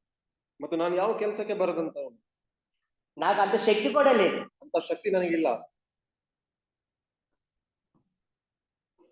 అనుభవంతో చెప్తున్నాడు పౌలు. ಆದ್ರೆ ಪೌಲನು ಅನುಭವ ಪೂರ್ವಕವಾಗಿ ಹೇಳ್ತಾ ಇದ್ದಾನೆ. ఆశామర్చిక ಮತ್ತೆ ಸುಮ್ಮನೆ ಹೇಳ್ತಾ ಇಲ್ಲ. అంత కష్టంలో ఉన్నా కూడా, ಅಷ್ಟು ಕಷ್ಟದಲ್ಲಿ ಇರುವಾಗ್ಲೂ ಕೂಡ చిన్న కోల్డ్ వస్తేనే ప్రార్థన చేసుకోమని. ನಾವು ಸಣ್ಣ ಸಮಸ್ಯೆ ಬರುವುದಾದ್ರೆ బైబిల్ చదవటానికి ఏ సరిపోతాం. ಮತ್ತು ಪ್ರಾರ್ಥನೆ ಮಾಡುವುದಿಲ್ಲ, ವಾಕ್ಯವನ್ನು ಓದುವುದು. ఆ రోజు వారం కూడుకున్నా మానేస్తాం. ಮತ್ತು ವಾರ ಕುಡಿಕೆ ಇರುವುದಾದ್ರೂ ನಾವು ಬಿಟ್ಟು ಬಿಡ್ತೇವೆ. నా వరకు నేను పరిశీలన చేసుకుంటాను. ಮತ್ತು ನನ್ನಷ್ಟು మిమ్మల్ని ఏమంటారు? ಹೇಳ್ತಾ ಇದ್ದೇನೆ, ನನ್ನ ಕುರಿತಾಗಿ ನಾನು ಹೇಳ್ತೇನೆ. నేను ఎంత బలహీనో చెప్పుకో. ನಾನು ಎಷ್ಟು ಬಲಹೀನನೋ ನಾನು ಹೇಳ್ತಾ ಇದ್ದೇನೆ. దేవుడు మాతో మాట్లాడు. ಆದ್ರೆ ಕರ್ತನು ಮಾತಾಡ್ತಾ ಇದ್ದೇನೆ. అంత కష్టంలో ఉండిపోతాం. ಮತ್ತು ಈತನು ಅಷ್ಟು ಕಷ್ಟದಲ್ಲಿ ಇರುವಾಗ್ಲೂ ಕೂಡ ఎల్లప్పుడూ ప్రభునందు ఆనందించండి. ಮತ್ತು ಯಾವಾಗಲೂ ಕರ್ತನಲ್ಲಿ ಸಂತೋಷ ಪಡ್ರಿ. ఎంత అనుభవం మనకు. ఎప్పుడు ఎక్కడ వేసిన గొంగలి. 23వ సంవత్సరం అయిపోయింది, ఏమండి? 23 వెళ్ళిపోయింది. 2023 ಅದು ದಾಟಿ ಹೋಗಿದೆ. ఇప్పుడు ఈ వారం కూడా పోతే, ఈ వారం వచ్చే వారం పోతే ఇంకా ఈ 2 నెలలు కూడా వెళ్ళిపోద్ది. ಮತ್ತು 2024 2 ತಿಂಗಳು ಕೂಡ ಮುರಿದು ಹೋಗ್ತದೆ. వాక్యం ద్వారా మనం ఏమైనా మార్పు పొందుతున్నాం. ಒಂದ್ ವೇಳೆ ವಾಕ್ಯದ ಮೂಲಕ ನಾವು ಮಾರ್ಪಾಟು ಹೊಂದುತ್ತಾ ಇದ್ದೇವೆ, అంతకంతకు అభివృద్ధి పొందుతున్నాం. ಹಂತವಾಗಿ ಅಭಿವೃದ್ಧಿ ಹೊಂದುತ್ತಾ ಇದ್ದೇವೆ. అన్నాడు 30 దంతులుగాను 60 దంతులుగాను 100 దంతులుగా ఫలం. మరి ఎన్ని దంతులు మనం ఫలిస్తాం? ಕ್ರಿಸ್ತನು ಹೇಳಿದ್ದಾನೆ 30ರಷ್ಟು 60ರಷ್ಟು 100ರಷ್ಟು ಫಲ ಅಂತ ಹೇಳಿದ್ದಾನೆ. దేవుని వాక్యం మనతో మాట్లాడు. ಕರ್ತನ ವಾಕ್ಯವು ನಮ್ಮೊಂದಿಗೆ ಮಾತಾಡ್ತಾ ಇದೆ. ఎప్పుడుండైనా దేవుని వాక్యం చదువు. ಮತ್ತು ಈಗಲಾದರೂ ಕರ್ತನ ವಾಕ್ಯವನ್ನು ಓದಿ. దేవుడు మనతో ఏం మాట్లాడుతున్నాడు మనం లోబడతాం. ಕರ್ತನು ನಮಗೆ ಮಾತಾಡುವ ಸಂಗತಿಗಳಿಗೆ ಒಳಪಡುವರಾಗಿರೋಣ. అప్పుడు దేవుడు 30 దంతులుగా, ಅವಾಗ ಮಾತ್ರ ಕರ್ತನು 30ರಷ್ಟು 60 దంతులుగా 60ರಷ್ಟು 100 దంతులుగా ಮತ್ತು 100ರಷ್ಟು మనల్ని మన బిడ్డలను కూడా ఆశీర్వదించేవాడుగా ఉంటాడు. ನಮ್ಮನ್ನು ನಮ್ಮ ಮಕ್ಕಳನ್ನು ಆಶೀರ್ವದಿಸ್ತಾನೆ. యవనస్తుడా, ಯವನಸ್ಥನೇ, యవన బిడ్డ, ಸಹೋದರಿ, దేవుని వాక్యం చదువు. ಕರ್ತನ ವಾಕ್ಯವನ್ನು ಓದ್ರಿ. ఇన్ని కష్టాల్లో ఉన్నా కూడా, ಆತನು ಪೌಲನು ಇಷ್ಟು ಕಷ್ಟದಲ್ಲಿ ಇದ್ರು ಕೂಡ 25వ వచనం ఏముందన్న ఎంత చక్కగా ఉంది. 25వ ಮಧ್ಯರಾತ್ರಿಯಲ್ಲಿ ಪೌಲನು ಸೀಲನು ಪ್ರಾರ್ಥನೆ ಮಾಡುವವರಾಗಿ ದೇವರಿಗೆ ಸ್ತುತಿ ಪದಗಳನ್ನು ಹಾಡುತ್ತಿದ್ದರು. నేను మధ్యరాత్రి అయితే మనం ఏం చేస్తా ఉండాలి నిజంగా. ఇప్పుడంటే మొబైల్స్ వచ్చాయి కనుక చూసుకుంటా కాలం అంతా గడిపేస్తున్నాం. ಇವಾಗ ನಾವು ಮಧ್ಯರಾತ್ರಿಯಲ್ಲಿ ಮೊಬೈಲ್ಗಳಿಂದ ಸುಮ್ಮನೆ ಸಮಯ ಕಳೀತಾ ಇರ್ತೇವೆ. ఎంత టైం అయిందో కూడా తెలియట్లేదు. ಸಮಯ ಯಾವ ರೀತಿ ಹೋಗ್ತದೆ ಗೊತ್ತಾಗುದಿಲ್ಲ. సాతాను చూసారా ఎంత బంధించి ఉంచేశాడో. నెట్ లో బంధించేశాడు. ಸೈತಾನನು ನಮ್ಮನ್ನು ಇಂಟರ್ನೆಟ್ ಅಲ್ಲಿ ಕಟ್ಟಿ ಹಾಕಿದ್ದಾನೆ. వలలో బంధించేశాడు. ಆ ಒಂದು ಇಂಟರ್ನೆಟ್ ಅಲ್ಲಿ ಕಟ್ಟಿ ಹಾಕಿದ್ದಾನೆ ನಮ್ಮನ್ನು. మన కళ్ళకు గుడ్డితనం కలిగజేశాడు. ನಮಗೆ ಕಣ್ಣಿಗೆ ಅದನ್ನು ಗುಡ್ಡಿತನವನ್ನು ಕೊಟ್ಟಿದ್ದಾನೆ. యేసయ్య సువార్తని మనకి ప్రకాశించకంట గుడ్డితనం కలిగజేశాడు. ಮತ್ತು ಕರ್ತನ ಬೆಳಕು ಪ್ರಕಾಶಿಸಿದ ಹಾಗೆ ನಮ್ಮನ್ನು ಕಣ್ಣಿಗೆ ಮರೆಯಾಗಿ ಆತನು ಮಾಡಿದ್ದಾನೆ. పిల్లోడిని చూడండి, ಮತ್ತು ಇಷ್ಟು ಸಣ್ಣ ಮಗುವನ್ನು ನೋಡ್ರಿ, వాడు పిలిస్తేనే పలకడు అసలు. ಆತನು ಅವನು ಕರೆದ್ರೆ ಕೇಳಿಸ್ಕೊಳ್ಳುವುದಿಲ್ಲ. చూసారా? వాళ్ళు మధ్యరాత్రి వేళ ఏం చేస్తున్నాడండి? మధ్యరాత్రి వేళ వాళ్ళు అర్ధరాత్రి వేళ అదేనా? మధ్యరాత్రి వేళ అంటే అర్ధరాత్రే కదా, అర్ధరాత్రి ಅಥವಾ మధ్యరాత్రిಯಲ್ಲಿ పౌలు శీల దేవునికి ప్రార్థన చేస్తూ ఏం చేస్తున్నారు? పాటలు కీర్తనలు పాడుతున్నారు. అందుకని అనుభవంతో చెప్తున్నాడు ఫిలిప్పీ 4:4. ಅದಕ್ಕೋಸ್ಕರ Rejoice in the Lord. ಅನುಭವಪೂರ್ವಕವಾಗಿ ಹೇಳ್ತಾ ಇದ್ದಾನೆ 4:4ರಲ್ಲಿ. ఎవరిలో ఉందంట ఆనందం? ఎవరిలో ఉందంట? ಯಾರಲ್ಲಿ ಸಂತೋಷ ಇದೆ? మన ప్రభు అయిన యేసు క్రీస్తులోనే నిత్యానందం, నిత్య మహిమ ఉంది. ಯೇಸು ಕ್ರಿಸ್ತನಲ್ಲಿ ನಿತ್ಯ ಆನಂದ, ನಿತ್ಯ ಸಂತೋಷವಿದೆ. మధ్యరాత్రిలో లేచారు, ಆತನು ಮಧ್ಯರಾತ್ರಿಯಲ್ಲಿ ಎದ್ದಿದ್ದಾನೆ. కష్టం వచ్చిందని, ಮತ್ತು ಕಷ್ಟ ಬಂದಿದೆ ಅಂತ, బాధ వచ్చిందని, ಬಾಧೆ ಬಂದಿದೆ ಅಂತಲ್ಲ, శ్రమ వచ్చిందని ಶ್ರಮ ಬಂದಿದೆ ಅಂತಲ್ಲ, వాళ్ళు ఏమాత్రం కూడా చింతపడ. ಅವ್ರು ಯಾವ ಚಿಂತೆಗೆ ಒಳಪಡ್ತಾ ಇಲ್ಲ. చూడండి, రోమిలకు రాసిన పత్రిక ರೋಮಪುರದವರಿಗೆ 8:35 8ನೇ ಅಧ್ಯಾಯ. ఆయనే చెప్తున్నాడు, అనుభవంతో చెప్తున్నాడు, మాట ఊరికే కాదు, పౌలే చెప్తున్నాడు. 8:35 8ನೇ ಅಧ್ಯಾಯ 35. అనుభవంతో 8:35 క్రీస్తు ప్రేమ నుండి. ఎవరి ప్రేమ అండి? ಕ್ರಿಸ್ತನ ಪ್ರೀತಿಯಿಂದ. ఎవరంటే ఈయన ప్రేమించింది? ಇದನ್ನು ಯಾರು ಪ್ರೀತಿಸಿದ್ದಾರೆ? ఎవరంటే ఈయన కోసం ప్రాణం పెట్టింది? ಇದಕ್ಕೋಸ್ಕರ ಯಾರು ಪ್ರಾಣವನ್ನು ಕೊಟ್ಟಿದ್ದಾರೆ? అది క్రీస్తు. క్రీస్తు ప్రభు నా కోసం ప్రాణం పెట్టాడు. ಕ್ರಿಸ್ತನ ಕುರಿತಾಗಿ ಹೇಳ್ತಾರೆ. క్రీస్తు ప్రభు నా కోసం మృతి పొందాడు. ಕ್ರಿಸ್ತನಿಗೋಸ್ಕರ ಸತ್ತೋಗಿದ್ದಾನೆ. క్రీస్తు ప్రభు నా కొరకు మృతిని జయించి లేచాడు. ನನಗೋಸ್ಕರ ಮೃತ್ಯುಂಜಯನಾಗಿ ಎದ್ದಿದ್ದಾನೆ. క్రీస్తు ప్రభు నాకు పరలోకాన్ని సిద్ధపరిచాడు. ನನಗೋಸ್ಕರ ಪರಲೋಕ ರಾಜ್ಯವನ್ನು ಸಿದ್ಧಪಡಿಸಿದ್ದಾನೆ. మహిమ రాజ్యాన్ని ಆ సిద్ధపరిచాడు. ಮಹಿಮೆ ರಾಜ್ಯವನ್ನು అది ఆపద తప్పలేని రాజ్యం. ಅಲ್ಲಿ ಬಾಯಾರಿಕೆ ಇಲ್ಲ, ಹಸುವೆ ಇಲ್ಲ. యుగాయుగంలో ఆయనతో ఉండే భాగ్యాన్ని ఇచ్చాడు. ಯುಗ ಯುಗಕ್ಕೂ ಆತನೊಂದಿಗೆ ಇರುವ ಒಂದು ಭಾಗ್ಯವನ್ನು ಕೊಟ್ಟಿದ್ದಾನೆ. ఆయన ప్రేమ నుండి. ಆತನ ಪ್ರೀತಿಯಿಂದ. ఏది ఎడబాపు నేరదంట? ನಮ್ಮನ್ನು ಅಗಲಿಸುವವರು ಯಾರು? ಕಷ್ಟವು, ಸಂಕಟವು, ಕಷ್ಟ గాని, శ్రమ గాని, బాధ గాని, ಅನ್ನವಿಲ್ಲದಿರುವುದು, ವಸ್ತ್ರವಿಲ್ಲದಿರುವುದು, ಗಂಡಾಂತರವು, ಖಡ್ಗವು. చూసారమ్మా, అనుభవంతో చెప్తున్నాడు నాన్న. ఆ క్రీస్తు నన్ను అలా ప్రేమించాడు, నా కోసం ప్రాణం దారం పోసాడు, ప్రాణాన్ని దారం పోసాడు. ఆయన ప్రేమ నుండి కరువు గాని, కష్టం గాని, హింస గాని, బాధ గాని, రోగం గాని, వ్యాధి గాని, బాధ గాని ఏది కూడా నన్ను ఎడబాప నేరదు అని చెప్తున్నాడు. ಕ್ರಿಸ್ತನ ಪ್ರೀತಿಯಿಂದ ಯಾವುದು ನನ್ನನ್ನು ಅಗಲಿಸಲಿಕ್ಕೆ ಆಗೋದಿಲ್ಲ ಎಂದು ಪೌಲನು ಹೇಳ್ತಾರೆ. అందుకని ఫిలిప్పీ 4:4 చెప్తున్నాడు, ಅದಕ್ಕೋಸ್ಕರ ఎల్లప్పుడూ నా సహోదరులారా, దేవుని బిడ్డలారా, ఎల్లప్పుడూ ప్రభువునందు ఆనందించండి. ఇదిగో నేను మరలా చెప్తున్నాను నా అనుభవంతో, ఆనందించండి అని చెప్తాడు. ఒట్టేటి మాటలు కదండి, అనుభవంతో చెప్తున్నాడు. ಅನುಭವಪೂರ್ವಕವಾಗಿ ಪೌಲನು ಹೇಳ್ತಾ ಇದ್ದಾನೆ. ఏ శ్రమ గాని, బాధ గాని, కరువు గాని, వస్త్రహీనత గాని క్రీస్తు ప్రేమ నుండి నన్ను ఏది కూడా ఎడబాపు నేరదు. ಯಾವ ಕಷ್ಟವು, ಸಂಕಟ, ಹಿಂಸೆ ಕ್ರಿಸ್ತನ ಪ್ರೀತಿಯಿಂದ ನನ್ನನ್ನು ಅಗಲಿಸಲಿಕ್ಕೆ ಆಗೋದಿಲ್ಲ ಎಂದು ಪೌಲನು ಹೇಳ್ತಾನೆ. కనుక ఎల్లప్పుడూ ప్రభు నందు ఆనందించాలి. ಅವರು ಯಾವಾಗಲೂ ಕರ್ತನಲ್ಲಿ ಸಂತೋಷಿಸಿರಿ. మరలా చెప్పుదును, ತಿರುಗಿ ಹೇಳ್ತಾ ಇದ್ದಾನೆ, ఆనందించండి. ಸಂತೋಷವುಳ್ಳವರಾಗಿರಿ. ఈ ఆనందం నీకు కావాలా? ಇಂಥ ಸಂತೋಷ ನಿನಗೆ ಬೇಕಾ? పొందావా? ಹೊಂದಿದೀಯಾ? పొందితే ఎదుగుతున్నావా ఆయనలో? ಮತ್ತೆ ಹೊಂದಿರುವುದಾದ್ರೆ ನೀನು ಅದರಲ್ಲಿ ಬೆಳೀತಾ ಇದೆಯಾ? అనుభవంతో చెప్తున్నాడు. ಮತ್ತು ಅನುಭವ ಪೂರ್ವಕವಾಗಿ ಹೇಳ್ತಾ పొందాడు ఆయన. ಆತನು ಹೊಂದಿದ್ದಾನೆ. పొంది ఆయనలో అనుభవంతో అనుభవిస్తే ఈ మాటలు చెప్తాను. ಅನುಭವ ಪೂರ್ವಕವಾಗಿ ಅನುಭವಿಸ್ತಾ ಹೇಳ್ತಾ ಇದ್ದಾನೆ. వస్త్రాలు లాగేశారు, ಆತನ ವಸ್ತ್ರವನ್ನು ಆತನು ಕಿತ್ತು ಹಾಕಿದ್ದಾರೆ. చాలా దెబ్బలు కొట్టారు, ಬಹಳವಾಗಿ ಹೊಡೆದಿದ್ದಾರೆ. రక్తం కారినట్టుగా బొండలు బిగించారు, సంఖ్యలు బిగించారు, ಮತ್ತು ಕೈ ಕಾಲುಗಳಿಗೆ ಆ ಸರಪಣಿಗಳನ್ನು ರಕ್ತ ಬರುವ ಹಾಗೆ ಹಾಕಿದ್ದಾರೆ. చీకటి కొట్టులు ಮತ್ತು ಕತ್ತಲೆ ಕೋಣೆಯಲ್ಲಿ ಆತನನ್ನು ಹಾಕಿದ್ದಾರೆ. అయినా సరే భయపడలేదు. ಆದರೆ ಭಯಪಡ್ಲಿಲ್ಲ. ఏం చేస్తాడు? ప్రభు నందు ఎల్లప్పుడూ ఆనందిస్తున్నాడు. ಯಾವಾಗ್ಲೂ ಕರ್ತನಲ್ಲಿ ಸಂತೋಷ ಪಡ್ತಾರೆ. మళ్ళీ ఫిలిప్పీ పత్రిక తీయండి. మళ్ళా ಮತ್ತೆ ಫಿಲಿಪ್ಪರಿಗೆ 2-3 మాటలు చెప్పి నేను ముగిస్తాను. ఫిలిప్పీ పత్రిక ఇంకా ఎందులో ఆనందిస్తున్నాడు చూద్దాం, అందులోనే ఉంది. ఫిలిప్పీ పత్రిక 1:3 చూడండి. 3ನೇ ವಚನ ನೋಡಿ. ನಾನು ನಿಮಗೋಸ್ಕರ ದೇವರನ್ನು ಬೇಡಿಕೊಳ್ಳುವ ಎಲ್ಲಾ ಸಮಯಗಳಲ್ಲಿ ಸಂತೋಷದಿಂದಲೇ ಬೇಡುವವನಾಗಿದ್ದೇನೆ. సంతోష తర్వాత చదివాను కింద కూడా. ನಾನು మీ అందరి నిమిత్తం అక్కడ దాచి ನಾನು ನಿಮ್ಮನ್ನು ನೆನೆಸಿಕೊಳ್ಳುವಾಗೆಲ್ಲ ನೀವು ಮೊದಲಿನಿಂದ ಇಂದಿನವರೆಗೂ ಸುವಾರ್ಥ ಪ್ರಚಾರದಲ್ಲಿ ಸಹಕಾರಿಗಳಾಗಿದ್ದೀರೆಂದು ನನ್ನ ದೇವರಿಗೆ ಕೃತಜ್ಞತಾ ಸ್ತುತಿ ಮಾಡುತ್ತೇನೆ. కనుక మీ అందరి నిమిత్తం అనే మాట ఉంటుంది, చదువునాను ఆశ. మీ అందరి నిమిత్తం నిన్నేం చేయు ప్రతి ప్రార్థనలో ఎల్లప్పుడూ సంతోషముతో ప్రార్థన చేయొచ్చు ఉన్నాను. ఎలా ప్రార్థన చేస్తున్నాడంటమ్మా? విజ్ఞాపన ప్రార్థనకు వస్తాం. విజ్ఞాపన ప్రార్థన మనం విజ్ఞాపన ప్రార్థన పెట్టుకుంటాం, వస్తాం వారానికి ఒకసారి. వారానికి ಒಂದ್ಸತಿ ನಾವು ಸೇರಿ ಬರ್ತೇವೆ. పౌలు చెప్పిన సాక్ష్యం మళ్ళా ఉందా? ಪೌಲನು ಹೇಳಿರುವ ಈ ಸಾಕ್ಷ್ಯ ಜೀವಿತ ನಮ್ಮಲ್ಲಿ ఏమంటున్నాడు? ಏನಂತ ಹೇಳ್ತಾ ಇದ್ದಾರೆ? గనుక మీ అందరి నిమిత్తం నేను చేయు ప్రతి ప్రార్థనలో ఎల్లప్పుడూ సంతోషంతో ప్రార్థన చేయొచ్చు అంట. ಮತ್ತು ನಾನು ನಿಮಗೋಸ್ಕರ ದೇವರನ್ನು ಬೇಡಿಕೊಳ್ಳುವಾಗ ಎಲ್ಲ ಸಮಯಗಳಲ್ಲಿ ಸಂತೋಷದಿಂದಲೇ ಬೇಡ್ತಾ ಇದ್ದೇನೆ. ప్రార్థనలు ఏముందంట ఆయనకి? ಮತ್ತು ಪ್ರಾರ್ಥನೆಯಲ್ಲಿ ಪೌಲನ ಜೀವಿತದಲ್ಲಿ ಏನಿದೆ ಅಂದ್ರೆ, ప్రార్థనలు ఏముందంటండి?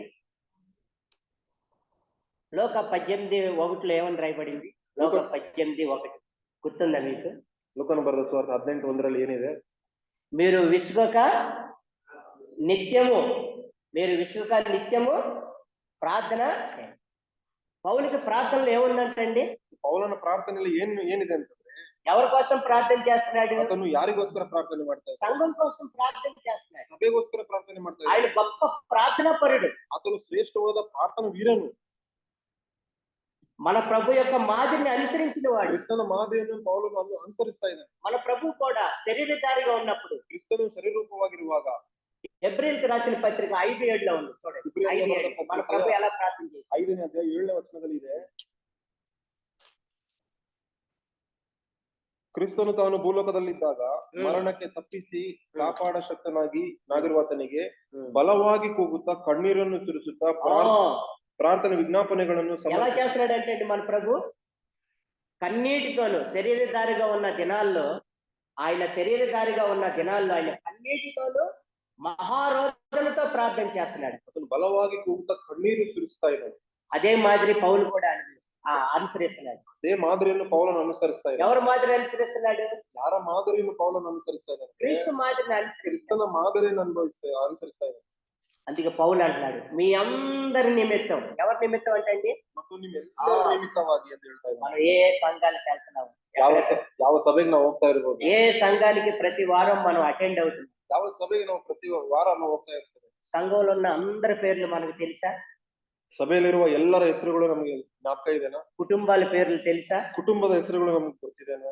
ప్రతి ఒక్క కుటుంబాన్ని ప్రార్థనలో జ్ఞాపకం చేసుకుంటున్నావా?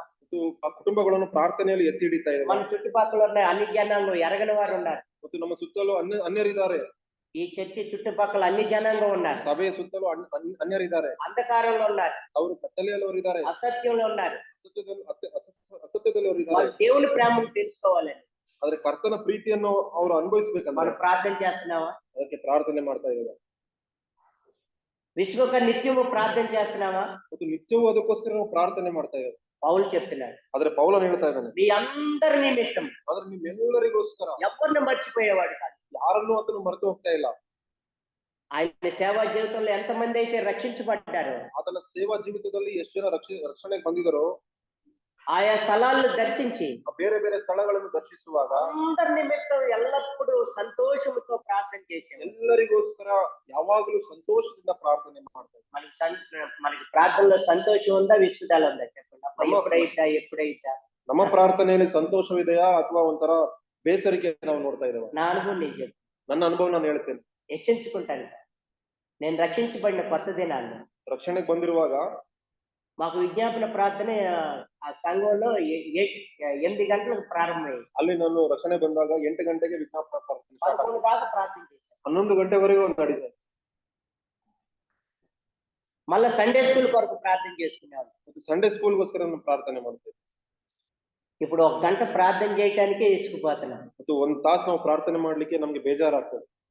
ప్రార్థనలో మనకు విసుగుదల ఉందా, సంతోషం ఉందా? ನಮ್ಮ ప్రార్థನೆಯಲ್ಲಿ సంతోಷ ಇದೆನಾ? అన్నా చూడండి, ప్రార్థన చేయగానే అలాగా విజ్ఞాపన చేసిన తర్వాత ఆ హృదయం ఎలా సంతోషించా అన్న ఎక్కడ ఉంటుంది అన్న గురించి? 1 సమయం 2వ అధ్యాయంలో చూడండి ఎంత చక్కగా చెప్తున్నారు. సోదరుల గురించి చెప్పట్లేదని అనుకుంటున్నారు. చూడండి, సోదరులు ఎంత ప్రార్థనా పరులు చూడండి. 2:2 2వ అధ్యాయం 1-2 వచనాలు సార్. మరియు హన్నా అన్నానా చదువుతారా? తీసారా ఎవరైనా? మరియు హన్నా ఏం చేసిందంటమ్మా, విజ్ఞాపన చేసి ఇలాగూ అనెను అనంది. ఆ తర్వాత 2వ వచనం ఏం రాయబడింది? నా హృదయము యెహోవా యందు. అంటే విజ్ఞాపన చేసిన తర్వాత ఆమె హృదయం ఎలాగుందంట? ವಿಜ್ಞಾಪನೆ ಮಾಡಿದ ನಂತರ ಆಕೆ ಹೃದಯ ಯಾವ ರೀತಿಯಲ್ಲಿದೆ ಅಂತಂದ್ರೆ, విజ్ఞాపన చేస్తే సంతోషం అండి. మనకి ವಿಜ್ಞಾಪನೆ ಮಾಡುವುದರ ಮೂಲಕ ಪ್ರಾರ್ಥನೆ ಮಾಡುವುದರ ಸಂತೋಷ ಬರ್ತದೆ, విసుగుదల ఉండదు, ಮತ್ತು ಬೇಜಾರಾಗುವುದಿಲ್ಲ. పౌలుకి ఏమంటున్నాడు? మీ అందరి నిమిత్తం నేను ఎల్లప్పుడూ సంతోషంతో ప్రార్థన చేస్తున్నాను. ನಿಮ್ಮೆಲ್ಲರಿಗೋಸ್ಕರ ಸಂತೋಷವಾಗಿ ನಾನು ಪ್ರಾರ್ಥನೆ ಮಾಡ್ತಾ ಇದ್ದೀನಿ. మనకి ప్రార్థనలో సంతోషం ఉందా, విసుదల ఉందా? ನಮ್ಮ ಪ್ರಾರ್ಥನೆಯಲ್ಲಿ ಸಂತೋಷ ಇದೆನಾ ಬೇಜಾರ್ತನ ಇದೆ?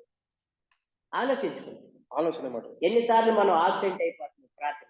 ಎಷ್ಟು ಸಾತಿ ನಾವು ಅಬ್ಸೆಂಟ್ ಆಗ್ತಾ ಇರ್ತೀವಿ ಪ್ರಾರ್ಥನೆಗೆ. యవనస్తుడా, ಯವನಸ್ಥನೇ, మోకాళ్ళ మీద ప్రార్థన చేస్తున్నావా? ಮತ್ತು ಮೊಣಕಾಲೂರಿ ನೀವು ಪ್ರಾರ್ಥನೆ ಮಾಡ್ತಾ ಇದೀಯಾ? ఎంత సమయం ప్రార్థన చేస్తావు? ಎಷ್ಟು ಸಮಯ ನಾವು ಪ್ರಾರ್ಥನೆ ಮಾಡ್ತಾ ಇದ್ದೀವಿ? దేవుడు మనకి 24 గంటల సమయం. 24 ಗಂಟೆ ನಮಗಿದೆ. ఎంత సమయం దేవునికి ఇస్తాం? ಮತ್ತು ಎಷ್ಟು ಸಮಯ ಕರ್ತನಿಗೆ ಕೊಡ್ತಾ ಇದ್ದೇವೆ? దశమ భాగం ఇస్తే ఎంత ఇవ్వాలి? 24 గంటలు. ಒಂದು ವೇಳೆ ದಶಮ ಭಾಗ ನಾವು ತೆಗೆದುಕೊಂಡ್ರೆ ಎಷ್ಟು ಕೊಡ್ಬೇಕು? ಎಷ್ಟು ತಾಸು ನಾವು ಕೊಡ್ಬೇಕು? ఎంత వల్ల? కనీసం 2 గంటలైనా ఇస్తున్నావా? ಮತ್ತೆ 2 ತಾಸಾದ್ರೂ ಕೊಡ್ತಾ ಇದ್ದೇವಾ? మనం ప్రార్థన చేయకంట, దేవుని వాక్యాన్ని చదవకంట, అంటే దేవునితో మాట్లాడకంట, దేవుడు మనతో మాట్లాడితే సమయం దేవునికి పోకుండా ఉంటే మనం ఎలా ఎదుగుతాం చెప్పండి? ಮತ್ತೆ ಈ ರೀತಿ ನಾವು ಮಾಡದೆ ಹೋದ್ರೆ ನಾವು ಯಾವ ರೀತಿ ಬೆಳಿತೇವೆ? పౌలు లాంటి అనుభవం మనకు వచ్చిద్దా? ಪೌಲನಂತ ಅನುಭವ ನಮಗೆ ಬರ್ತದೆ. ఆయన అనుభవంతో చెప్తున్నారు. ಅನುಭವಪೂರ್ವಕವಾಗಿ ಹೇಳ್ತಾ ಇದ್ದಾರೆ. మీ అందరి నిమిత్తం ನಿಮ್ಮೆಲ್ಲರಿಗೋಸ್ಕರ నేను ప్రార్థన చేయనప్పుడల్లా, ನಾನು ಪ್ರಾರ್ಥನೆ ಮಾಡುವಾಗಲೇ ఎల్లప్పుడూ సంతోషంతో ప్రార్థన చేస్తాను. ಎಲ್ಲಾ ಸಮಯಗಳಲ್ಲಿ ಸಂತೋಷದಿಂದ ಪ್ರಾರ್ಥನೆ ಮಾಡ್ತೇವೆ. ఈ సంవత్సరం ఎవ్వరు కూడా ప్రార్థన చేయటం మానదు. ಮತ್ತು ಈ ವರ್ಷ ಯಾರು ಪ್ರಾರ್ಥನೆ ಮರಿಬೇಡ್ರಿ. ఎంతగా ప్రార్థన చేస్తే అంతగా దేవుడు వర్ధిల్ల చేస్తాడు. ಎಷ್ಟು ನಾವು ಪ್ರಾರ್ಥನೆ ಮಾಡ್ತೀವೋ ಅಷ್ಟು ಅಭಿವೃದ್ಧಿಯನ್ನು ಕರ್ತನು ಕೊಡ್ತಾನೆ. ఎన్ని కష్టాలు వచ్చినా దానియేలు ప్రార్థన మానేడండి. ಎಷ್ಟು ಕಷ್ಟಗಳು ಬಂದರೂ ಕೂಡ ದಾನಿಯೇಲನು ಪ್ರಾರ್ಥನೆ 6వ అధ్యాయం దానియేలు 10వ వచనం తెలుసా? 6ನೇ ಅಧ್ಯಾಯ 10ನೇ ವಚನ ನಿಮ್ಗೆ ಗೊತ್ತಿದೆ. చదవండి. దానియేలు 6:10 చదవండి. యవనస్తులు కదా, చదవండి. ಹೋದ್ರಿ 6:10లో ఏమంటున్నాడు దానియేలు? అనుభవంతో చెప్తున్నాడు ఆయన. 6ನೇ ఒట్టి ಅಧ್ಯಾಯ మాటలు కాదు, అనుభవంతో. 6:10లో ఇట్టి శాసనము, ఎట్టి శాసనం మరణ శాసనం. అది అంటే ఎవరైతే ప్రార్థన చేస్తారో వాళ్ళని ఒక్కటేమని చెప్పాడు ఇందాక మనం అది పిచ్చిలో మనం చూసుకున్నాం కదా, సింహాలు బోనని ఏమన్నాడు రాజుగారు? అట్లాంటి శాసనం, మరణ శాసనం వచ్చింది, కానీ ప్రార్థన మానేడా? మనకు చిన్న కష్టం వస్తే ప్రార్థన మానేస్తామండి, వర్షం వస్తే ప్రార్థన మానేస్తాం. ఆలోచించుకుందాం. మనం ఆత్మీయంగా ఎదగాలంటే 30 దంతలుగా, 60 దంతలుగా, 100 దంతలుగా ఫలించాలంటే, ఫలించలేకపోతున్నామంటే మన జీవితంలో ఏమవుతుంది? ప్రార్థన లేదు, ఎండిన భూమిగా ఉన్నాం. ಮರುಭೂಮಿಯಾಗಿ ನಮ್ಮ ಜೀವಿತ ಇದೆ. మీరు ఫలించి అభివృద్ధి పొంది విస్తరించి భూమిని నిండించండి అన్నాడు ఆదికాండం 1:26లో. దేవుని యొక్క ఆలోచన అది. ಅಭಿವೃದ್ಧಿ ಒಂದೊಂದು ಕರ್ತನ ಆಜ್ಞೆ ಅದಾಗಿದೆ. మరి ఎలా ఫలిస్తాం? ప్రార్థన చేయకంట. ನಾವು ಪ್ರಾರ್ಥನೆ ಮಾಡದೆ ಹೋದ್ರೆ ಯಾವ ರೀತಿ ನಾವು ವಿಸ್ತರಿಸ್ತೇವೆ? సరే, ఇక్కడ ఈ ఫిలిప్పీ పత్రికలో ఇన్ని కష్టాలు ఉండి కూడా ఆయన ఏం మాంటలేదంట? ప్రార్థన మాంటలేదు, ఆరాధన మాంటల. కీర్తనలు అంటే ఆరాధనే కదండి. దేవుని ఆరాధిస్తాం. శ్రమైనా, హింసైనా, బాధ అయినా, వస్త్రహీనతైనా, ఉపద్రవమైన, ఖడ్గమైన ఏదొచ్చినా కూడా ఆయన ప్రేమ నుండి మాది మమ్మల్ని నన్ను కానీ నన్ను నమ్ముకున్నట్టు ఎవరిని కూడా ఏరుపరచలేదని చెప్తున్నారు, సాక్ష్యం చెప్తున్నారు. ఎల్లప్పుడూ ప్రభునందు ఆనందించండి. మరలా చెప్పుదును, ప్రభునందే ఆనందించు. ప్రార్థనలో ఆనందం ఉంది. ಪ್ರಾರ್ಥನೆಯಲ್ಲಿ ನಮಗೆ ಆನಂದ ಇದೆ, ಸಂತೋಷವಿದೆ. తర్వాత కీర్తనలు 1:1లో కూడా చూడండి, 1 నుండి 2-3 వచనాలు. ಕೀರ್ತನೆಗಳು పాపుల మార్గమున నిలువక, అపహాసకులు కూర్చుండు చోటను కూర్చుండక యెహోవా ధర్మశాస్త్రమునందు ఆనందించుడే. ఎందులో ఉందంట మా ఆనందం? ಯಾವುದರಲ್ಲಿ ಆನಂದ ಇದೆ? యెహోవా గ్రంథంలో ఆనందం. ಕರ್ತನ ಧರ್ಮಶಾಸ್ತ್ರದಲ್ಲಿ ಆನಂದ ಇದೆ. తర్వాత 119, 168 వచ్చిన చదవయ్యా. ఆనందం ఉంది దేవుని గ్రంథంలో. నీకు తెలీదు, ఆ ధననీతి ఉంది, అందులో ఆనందం ఉంది. 119, 168ನೇ వచನ. నీ ధర్మశాస్త్రమును 168 అదేగా. నీ ధర్మశాస్త్రము ఏమించే వారికి ప్రేమించి మనం దీన్ని ఇక్కడ పెట్టకూడదండి, వాళ్ళు పెట్టకూడదు. ప్రేమించి మనం ఏం చేయాలి? కీర్తనలు 1 ప్రకారం ఆనందించుచు నీ ధర్మశాస్త్రం మందు ఆనందించుచు దీవారాత్రులు ధ్యానించాలి, ప్రేమించాలి, ధ్యానించాలి. ಮತ್ತು ನಾವು ಪ್ರೀತಿಸಬೇಕು ಮತ್ತು ಅದನ್ನು ಧ್ಯಾನಿಸಬೇಕು. ఏమండి, నేను ఒకటి చెప్తాను యవనస్తులారా, మీకు బాగా మంచి డ్రెస్ ఉందనుకో, దాన్ని ప్రేమిస్తావా లేదా? ಒಂದು ಒಳ್ಳೆ ನೀವು ವಸ್ತ್ರ ಇರೋದಾದ್ರೆ ಅದನ್ನು ಇಷ್ಟಪಡ್ತೀಯಾ ಇಲ್ಲ? ఏనా? చాలా సార్లు వేసుకుంటానికి ఇష్టపడతావు ಮತ್ತು కదా. ಬಹಳ ಸತಿ ನಾವು ಅದು ಹಾಕೊಳ್ಳಿಕ್ಕೆ ಇಷ್ಟಪಡ್ತೇವೆ. ఇంకా కొన్ని కొన్ని ఇష్టం ఉంటాయి చెల్లెళ్ళకి కూడా. ಮತ್ತು ಸಹೋದರಿಯರು ಕೂಡ ಕೆಲವೊಂದು ಇಷ್ಟಗಳಿರ್ತವೆ. ధర్మశాస్త్రాన్ని ప్రేమిస్తున్నాడు దావీదు. ದಾವೀದನು ಧರ್ಮಶಾಸ್ತ್ರವನ್ನು ಪ್ರೀತಿಸ್ತಾ ಇದ್ದಾನೆ. అంత కాదు, దేవారాత్రులు కూడా దాన్ని ఏం చేస్తున్నాడు? ಮತ್ತು ಹಗಲಿರುಳು ಅದನ್ನು ಧ್ಯಾನಿಸುವುದನ್ನು ನೋಡ್ತಾ ಇದ್ದಾನೆ. ప్రేమిస్తున్నాడు, ధ్యానిస్తున్నాడు.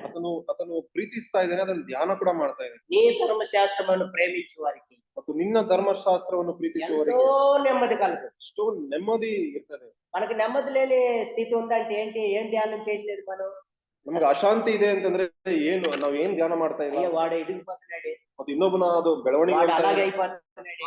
ಈ ತರ ಹೊರಗಡೆ ಹೋಗ್ತಾ ಇದನ್ನಲ್ಲ. ఈ మనస్తత్వం పోవాలంటే మనం ఎవరిని ప్రేమించాలి? వాక్యాన్ని. ನಾವು ಈ ತರ ವಾಕ್ಯವನ್ನು ప్రీతిಸುತ್ತಾದ್ರೆ ఆయన ధర్మశాస్త్రాన్ని మనం ప్రేమించాలి.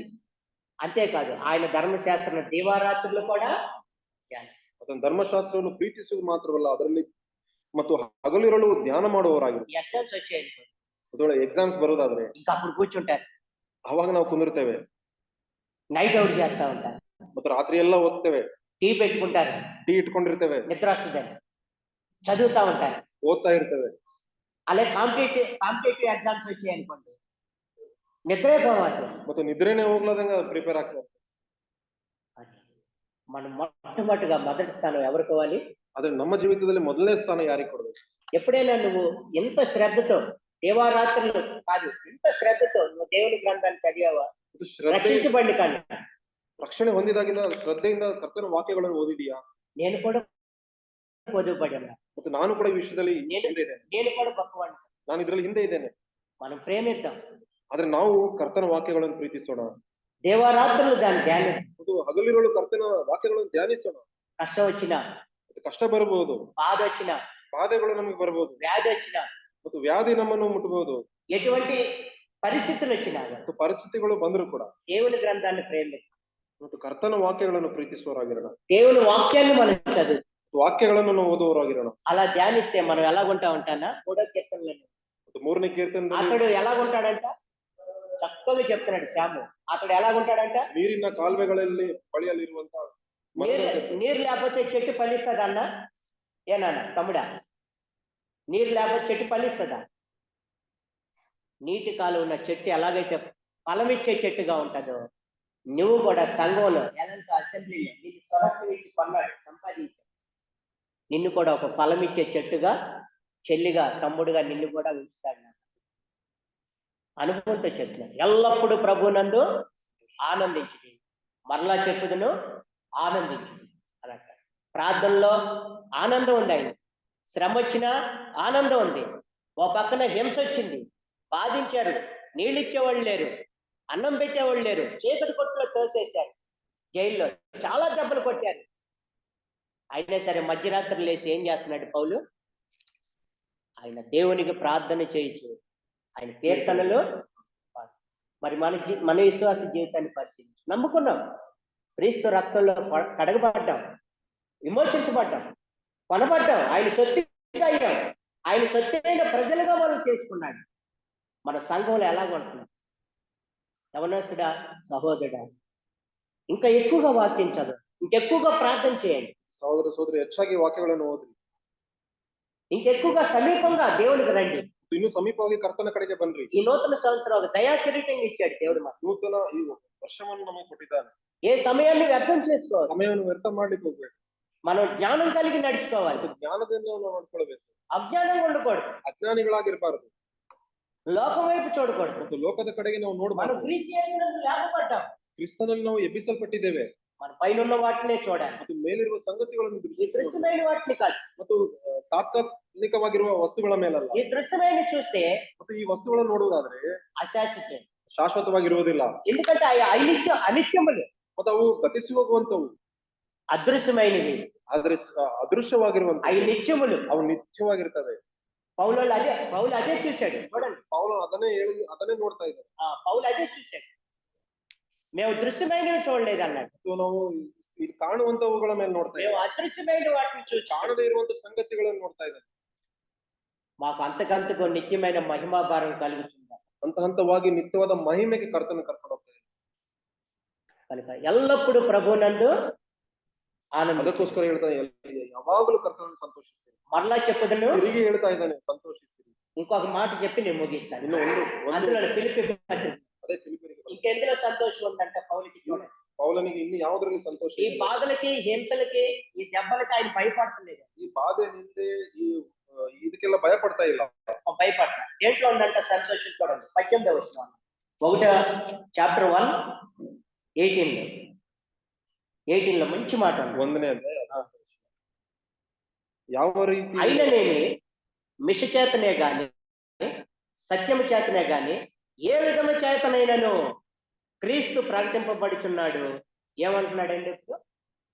క్రీస్తు ప్రకటింపబడుచున్నాడు, అందుకు నేను సంతోషించున్నాను. ಮತ್ತು ಕ್ರಿಸ್ತನು ಪ್ರಸಿದ್ಧಿ ಪಡಿಸುವುದುಂಟು, ಇದಕ್ಕೆ ಸಂತೋಷಿಸುತ್ತೇನೆ ಎಂದು ಪೌಲನು ಹೇಳಿದ. ఎందులో ఉందంటే ఈయనకి సంతోషం నాన్న? ಯಾವುದರಲ್ಲಿ ಸಂತೋಷ ಇದೆ ಪೌಲನಿಗೆ ಅಂದ್ರೆ పక్ష చేత గాని, ಮತ್ತು ಯಾವುದೇ ರೀತಿಯಿಂದ ಕಪಟದಿಂದ ಆಗಿರ್ಬೋದು, మిష చేత గాని, ಮತ್ತು ಸತ್ಯದಿಂದ ಆಗಿರ್ಬೋದು, ఏ విధము చేతనైన ಯಾವ ರೀತಿಯಿಂದ ಆದರೂ ಕೂಡ అది క్రీస్తు ప్రభు ప్రకటించబడుతున్నాడు. ಮತ್ತು ಕ್ರಿಸ್ತನು ಪ್ರಸಿದ್ಧಿ ಪಡಿಸಲ್ಪಡುವಾಗ అందుకు నేనేం చేస్తున్నాను? ಅದಕ್ಕೆ ನಾನು ಸಂತೋಷ ಪಡ್ತಾ ಇದ್ದೇನೆ ಅಂತ నేను ಹೇಳ್ತಾರೆ. సంతోషిస్తున్నాను ఆయన చెప్తున్నాను. ఆయన సువార్త ప్రకటిస్తుంటుంటే ఆయనకి ఏంటంటే ఆయనకంటే ఎంతో సంతోషం. ಸುವಾರ್ತೆ ಸಾರುವಾಗ ಬಹಳ ಸಂತೋಷ ಪೌಲನಿಗೆ. నాకు కూడా ఎంతో సంతోషం. ಮತ್ತೆ ನನಗೂ ಕೂಡ ಅಷ್ಟೇ ಎಷ್ಟೋ ಸಂತೋಷ ಆಗ್ತದೆ. ఎందుకంటే యవనస్తులైన బిడ్డలు ಯವನಸ್ಥರಾಗಿರುವ ಸಹೋದರರು ప్రభు కాడి మోస్తా ఉంటాడు. ಕರ್ತನ ನೊಗವನ್ನು ಅವರು ಹೊರತಾ ಇದ್ದಾರೆ. నాకు ఎంతో సంతోషం. ಎಷ್ಟೋ ಸಂತೋಷ ನಂಗೆ ಆಗ್ತದೆ. ఇంకా వాళ్ళ కోసం నేను ప్రార్థన చేస్తాను. ಇನ್ನು ಹೆಚ್ಚಾಗಿ ಅವರಿಗೋಸ್ಕರ ಪ್ರಾರ್ಥನೆ ಮಾಡ್ತೀನಿ. పక్ష చేత గాని, ಮತ್ತು ಯಾವ ರೀತಿಯಿಂದಾದರೂ మిష చేత గాని, ಕಪಟದಿಂದ ಆಗಿರ್ಬೋದು, ఏ ಸತ್ಯದಿಂದ విధము చేతనైనా ಯಾವ ರೀತಿಯಿಂದ ಆಗಿರ್ಬೋದು ಕೂಡ అనేకులు అనేక విధంగా క్రీస్తు ప్రభును ప్రకటిస్తా ఉన్నారు. ಬೇರೆ ಬೇರೆ ವಿಧಗಳಿಂದ ಕ್ರಿಸ್ತನನ್ನು ಪ್ರಸಿದ್ಧಿ ಪಡಿಸ್ತಾರೆ. అందుకు నేను సంతోషిస్తాను. ಅದಕ್ಕೋಸ್ಕರ ನಾನು ಸಂತೋಷ ಪಡ್ತೇನೆ. క్రీస్తులోనే సంతోషం ఉంది. ಕ್ರಿಸ್ತನಲ್ಲಿ ಸಂತೋಷ ಇದೆ. ఆయన ప్రకటించట్లోనే సంతోషం. ಆತನನ್ನು ಪ್ರಸಿದ್ಧಿ ಪಡಿಸುವುದರಲ್ಲಿ ಸಂತೋಷವಿದೆ. 1:21 అంటాడు. అదే అధ్యాయంలో 1:21 అంటాడు. 21ನೇ ವಚನದಲ್ಲಿ ಹೇಳ್ತಾನೆ, బ్రతుకుట క్రీస్తే. ಬದುಕುವುದಾದ್ರೆ ಕ್ರಿಸ್ತನೇ. అదంటే బ్రతుకుట ఏంటంట? క్రీస్తే. అందుకు పూర్తిగా సమర్పించుకున్నాడు. ಸಂಪೂರ್ಣವಾಗಿ ಸಮರ್ಪಣೆ ಮಾಡ್ಕೊಂಡಿದ್ದಾನೆ ಪೌಲನು. నేను బ్రతికైనా క్రీస్తే, ಮತ್ತು ಬದುಕುವುದಾದ್ರೆ ಕ್ರಿಸ್ತನೇ, నేను చనిపోయినా క్రీస్తే, ಸಾಯುವುದಾದ್ರೆ ನನಗೆ ಲಾಭ, నాకు లాభం అని అంటున్నాడు. బ్రతుకుట క్రీస్తే, చావైతే నాకు లాభం. అది నీకు లాభంగా ఉందా? ಮತ್ತು ನಮಗೆ ಲಾಭಕರವಾಗಿದೆ. బ్రతుకుట క్రీస్తే, ಮತ್ತು ಬದುಕುವುದಾದ್ರೆ ಕ್ರಿಸ್ತನೇ, చావైతే నాకు లాభం. ಸಾಯುವುದಾದ್ರೆ ನಮಗೆ ಲಾಭ. ఎందుకంటే ఈ దేహాన్ని విడిచిపెడతాను, ಅದು ಯಾಕಂದ್ರೆ ಈ ದೇಹವನ್ನು ಬಿಟ್ಟು ఈ ಹೋಗ್ತೇವೆ, లోకాన్ని విడిచిపెడతాను. ಲೋಕವನ್ನು ಬಿಟ್ಟು ಹೋಗ್ತೇವೆ. ఆత్మ యుగాయుగములు దేవుని దగ్గర ఉంటుంది. ನಮ್ಮ ಆತ್ಮ ನಿತ್ಯ ಕಾಲಕ್ಕೂ ಕರ್ತನ బ్రతికైనా క్రీస్తు కొరకే, ನಾವು ಬದುಕಿದರೂ ಕ್ರಿಸ್ತನಿಗೋಸ್ಕರ, చనిపోయినా క్రీస్తు కొరకు. ಸತ್ತೋದ್ರು ಕೂಡ ಕ್ರಿಸ್ತನಿಗೋಸ್ಕರ. ఆ విశ్వాసం మనకుందా? ಅಂತ ವಿಶ್ವಾಸ ನಮಗಿದೆ. ఆ సంతోషం మనకుందా? ಆ ಸಂತೋಷ ನಮ್ಮಲ್ಲಿದೆ. ఆ సమర్పణ మనకుందా? ಆ ಸಮರ್ಪಣೆ ನಮ್ಮ ಕಡೆ ಇದೆ. ఆ త్యాగం మనకుందా? ಅಂತ ತ್ಯಾಗ ಜೀವಿತ ನಮಗಿದೆ. ప్రార్థన చేద్దాం. ಪ್ರಾರ್ಥನೆ ಮಾಡುವವರಾಗಿರೋಣ. దేవుని వాక్యాన్ని ప్రేమిద్దాం. ಕರ್ತನ ವಾಕ್ಯವನ್ನು ಪ್ರೀತಿಸುವವರಾಗಿರೋಣ. దేవుని సన్నిధిని ప్రేమిద్దాం. ಕರ್ತನ ಪ್ರಸನ್ನತೆಯನ್ನು ಪ್ರೀತಿಸುವ 30 30ರಷ್ಟು, 60 100 100ರಷ್ಟು ప్రభు కొరకు ఫలిద్దాం. ಕರ್ತನಿಗೋಸ್ಕರ ಫಲ ಕೊಡೋಣ. కొద్దిగైనా చేయడానికి మనం ప్రయాసపడాలి. ಸ್ವಲ್ಪ ಆದ್ರೂ ಮಾಡ್ಲಿಕ್ಕೆ ನಾವು ಪ್ರಯಾಸ ಪಡೋಣ. Rejoice in the Lord always, and again I say rejoice. Rejoice in the Lord always, and again I say rejoice. Rejoice, rejoice, and again I say rejoice. అనుభవంతో చెప్పు. మనం కూడా అలాగా ప్రభువుని నమ్ముకుని పెట్టాం. అలాగా అనుభవంతో దినదినం కూడా మనం ఆయనకి సమీపంగా వస్తూ మరి కొంతైనా దేవుని కోసం ఫలించడానికి మనం ప్రార్థన చేసుకుందాం. ಸ್ವಲ್ಪ ಸ್ವಲ್ಪ ಆದ್ರೂ ಕರ್ತನಿಗೋಸ್ಕರ ಫಲಿಸುವವರಾಗಿ ನಾವಿರೋಣ. దేవుని వాక్యం మనతో మాట్లాడుతున్నాం. ಕರ್ತನ ವಾಕ್ಯಗಳ ಮುಂದೆ ಮಾತಾಡ್ತಾ ಇರೋಣ. తెరుద్దాం, దేవుని వాక్యాన్ని తెరుద్దాం, ವಾಕ್ಯಗಳನ್ನ ಕಡೆಗೆ ತಿರುಗಿಸ್ಕೊಳ್ಳೋಣ, చదువుదాం. ಓದೋಣ. దేవుడు మనతో మాట్లాడుతున్నాడు. ಕರ್ತನ ಮುಂದೆ ಮಾತಾಡ್ತಾ ಇರೋದು మనం దేవుడికి అప్పగించుకున్నాం. ಸಮರ್ಪಣೆ ಪಟ್ಟವರಾಗಿ అలాగ ప్రభు మనకు సహాయం చేయండి. ఆ ರೀತಿಯಲ್ಲಿ ఆత్మగా ಕರ್ತನ ಆತ್ಮದ ಮೂಲಕ ನಮಗೆ ಸಹಾಯ ಮಾಡಲಿ. ఈ సమయం ఇచ్చిన సంఘం అంతటికి, పెద్దలకు, సోదరి సోదరులు అందరికి కూడా నా ప్రేమ వందనాలు తెలియజేస్తూ ಮುಗಿಸ್ತಾ ಮತ್ತು ಈ ಸಮಯವನ್ನು ಕೊಟ್ಟಿರುವ ಎಲ್ಲರಿಗೂ ವಂದನೆಗಳು.